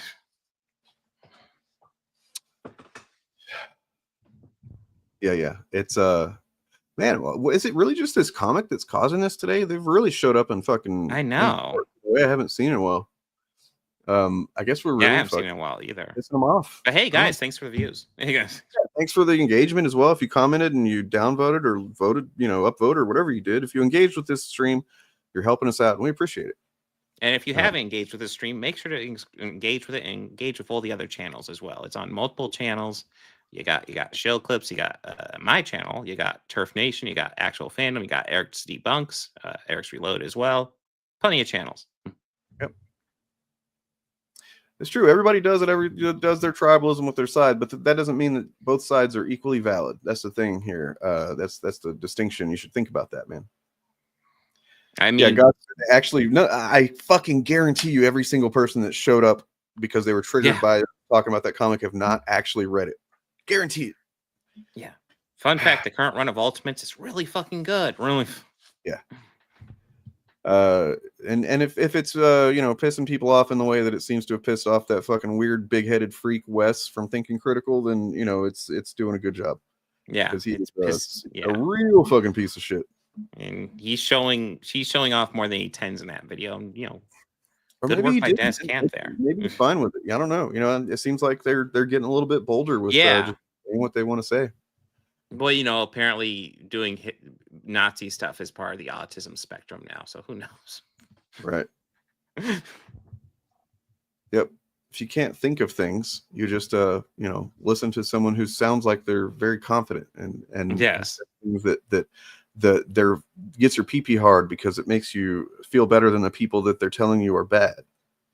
That's the crazy thing. So Trump says so much with confidence, but he says the dumbest shit, and I feel like a lot of people recognize it, but then obviously there's people who don't. But it's the dumbest fucking shit. How are you worshiping this guy? Fuck. Came for the EJ distracting. Love that. I mean, hey man, that's look. I praise Comicsgate for all the EJ detracting that they do. I think you guys should focus on that all the time because you're really good at it. Honestly, it's Ethan's never fucking. I've never been a bigger fan of Ethan. Well, except for maybe whenever he was actually drawing comics. Then whenever he became just almost. I keep on forgetting he did that. Do what? Ethan, I forgot he did comic books. Pretty much just a live streamer, isn't he? Yeah, I think so. I mean, I don't think that he meets the qualifications to be called a comic book creator anymore. I don't think he's put enough out. I could put out a couple of comic books and be almost caught up to him for the last decade. Yeah, won't be hard. Well, I don't really have too much else to go over. Do you have anything else? No, man. I'm thanks for letting me hop on today. Yeah, no problem. I've been doing music stuff and just kind of disconnecting a bit from all this stuff and trying to figure out what to you got thrown back in. Well, yeah, I mean, I just wanted to, because basically, man, if I let myself, I probably would never come back to streaming. And I don't want anybody to take that the wrong way. It's just it's so different like the reasons why I'm doing stuff has changed actually. Mm-hmm. And you know, I can talk about that another time, but like I'm just trying to realign my perspective on this stuff now, because you know, for nearly 5 years, my whole, like a big part of why I was doing this was to try to prevent, you know, be some small part of preventing what has happened and continues to happen. Yeah. And so in that way, it's like, well, fuck, you know, and I don't want to, I don't know, just trying to realign my relationship with this whole thing, I guess, because it's different now, and you know, I got a family, and I know you do too, but yeah, just trying to figure it out. That's all. Well, you said you'll be live Friday. Are you coming back Friday? I think so. Yeah. I mean, hopefully, you know, yeah, I think I will. So I will be live tomorrow as usual. I got my new comic book poll up for DC comic books. Got podcast poll for our 200th episode. Great trash. What great trash are you guys going to make us watch? And also tomorrow I am going to probably in our debate. Kind of getting a decent amount, but this isn't an EFAP one. This is a person who disagrees with me on my Al Green take. Do you remember Al Green, Dane? Al Green, the musician? Yes. No, right here. There's this post. The Chad who was yelling about Medicaid, and Trump said, you know, essentially, shut up and sit down, or else we'll kick you out. And he I don't think he said anything after that, but he just kept on standing there, and Trump kicked him out. I'm really disappointed. It's becoming a pattern, right? Where like people that are saying things that they don't agree with, they're getting removed and silenced. It's kind of weird. Mm-hmm. Yeah, and I was disappointed. Almost like they're fascist. Democrats, weird, right? But yeah, I'm really disappointed the other Democrats didn't all just stand up and say, if you're kicking him, you're kicking all of us, and just make them kick them all. But so is this somebody that's not MAGA that's disagrees with you? They think that the Democrats. No, I'm assuming he is MAGA, but yeah, he disagrees on this take, so we will get into it. So cool, it'll be different than an EFAP debate, which is the last two, which was kind of. I haven't watched those. Are they? Is it one of them better than the other? Are they both good or what? The first one was just somebody who was really getting caught up on details and didn't seem to understand at all how movies worked, and refused to acknowledge how movies worked when I explained them to him. Yeah. And then the second one was just somebody who was just defending Rags despite all the terrible shit he like. I was playing the clips for him, and he's like, well, you know, there's a reason for that. It's like, it's really bad, dude. Come on, really. I mean, at a certain point, like, it's just admit that you're fine with them being, you know, the shitty person he is, I guess, and saying the shitty things. Yes. It's fine. You can admit that. You don't have to defend him. You know. All right. Well, I'll check that out. That's the other thing. Like the EFAP fans coming on to defend them. Like it's very cult like. It's like, what the fuck, guys. Yeah. No, absolutely, man. Like the best way to describe it is that they are a group of revolutionaries. They are not seen as the heroes by the majority of people because of a propaganda campaign by the maker and the people that run the world in this universe. And it's, you know, it's honestly really fucking cool. The stuff that they're doing is they're fighting for the people, like, you know, the people that have been oppressed, legitimately been oppressed in this world. And if you want to see some parallels with the real world in that, then hey, you can do that. But just on its own merit, it's good storytelling. So. That's thing. So especially the Ultimates and the Absolute books, in particular, Absolute Superman, are really exploring social themes in ways I wasn't really expecting, and really doing a good job with them. So props to Dennis Camp and Jason Aaron. Absolute Superman #9 just read today. Number 5. Really I'm sorry. I have not read it yet, but I have it on there. And that's on one of the poll books. It's winning right now, which I'll be honest, I expected to, because the Absolute book's crushing those polls. Dude, this one is really fucking good. It's kind of heart-wrenching, you know, just the way that it plays out, like the flashbacks from Krypton and everything. And yeah, it's I'm a big fan of all 3 Absolute books so far. I mean, I think Batman's really good. Wonder Woman's good. It's not blowing my mind, but Batman's really good. And Superman so far is fucking knock it out of the park. That is my favorite of the 3. I like Batman. It's weird that so many people seem to like Batman the most, because like, to me, Superman is just fucking phenomenal. Jason Aaron's doing something pretty incredible with that book. And I mean, he's also, I don't know if you've kept up, but he's also doing the reboot of Ninja Turtles. He's also doing a phenomenal job on that one. I did read the first issue or 2 issues of that just to see what Jason Aaron's Ninja Turtles was like, and I was not disappointed. I mean, it's really good. And then I noticed that it was spinning off into like different titles, and I was like, I can't afford that, so I just kind of It's Stop. pretty self-contained. It's what 7 issues, and But it's they have pretty like self-contained. They have like Mutant Nation and all this other stuff where it's like Yeah, becoming an there are expansive spin-offs, universe. but yeah, it's the main line is still a singular story. And then it looks like have they Chuds said anything about April O'Neil becoming the new Casey Jones? I saw something about that. I haven't seen anything about that, but it won't surprise me. I would not be surprised, if they get quote unquote get upset about that. All right, Bob. Hope you have a good day, rest of your day. Yes, you too, Dane. Everybody, subscribe to channels you like see and in the description down below. Even if you're a comics, especially if you're a comic skater, come by and hate on us. We'll probably talk shit to you and block you if you get really shitty. But give it a shot, man. And I know that I think Bob too are perfectly willing to have reasonable discussions with reasonable people on our channels. If you reach out to us and you can explain what it is, whatever your disagreement is, and we have the time and the ability, then we'll try to make that happen. So, absolutely. Do I have to? Is the ending thing still the same? What did they? I don't understand what they added. I have here, not man. changed anything. I usually just. The outro's not bad. I think that's what Eric used last time. That works. We can go with that. Okay. Well, can you deal with 10-second outro? What's that? Can you deal with a 10-second outro? Yeah. I got this one right here.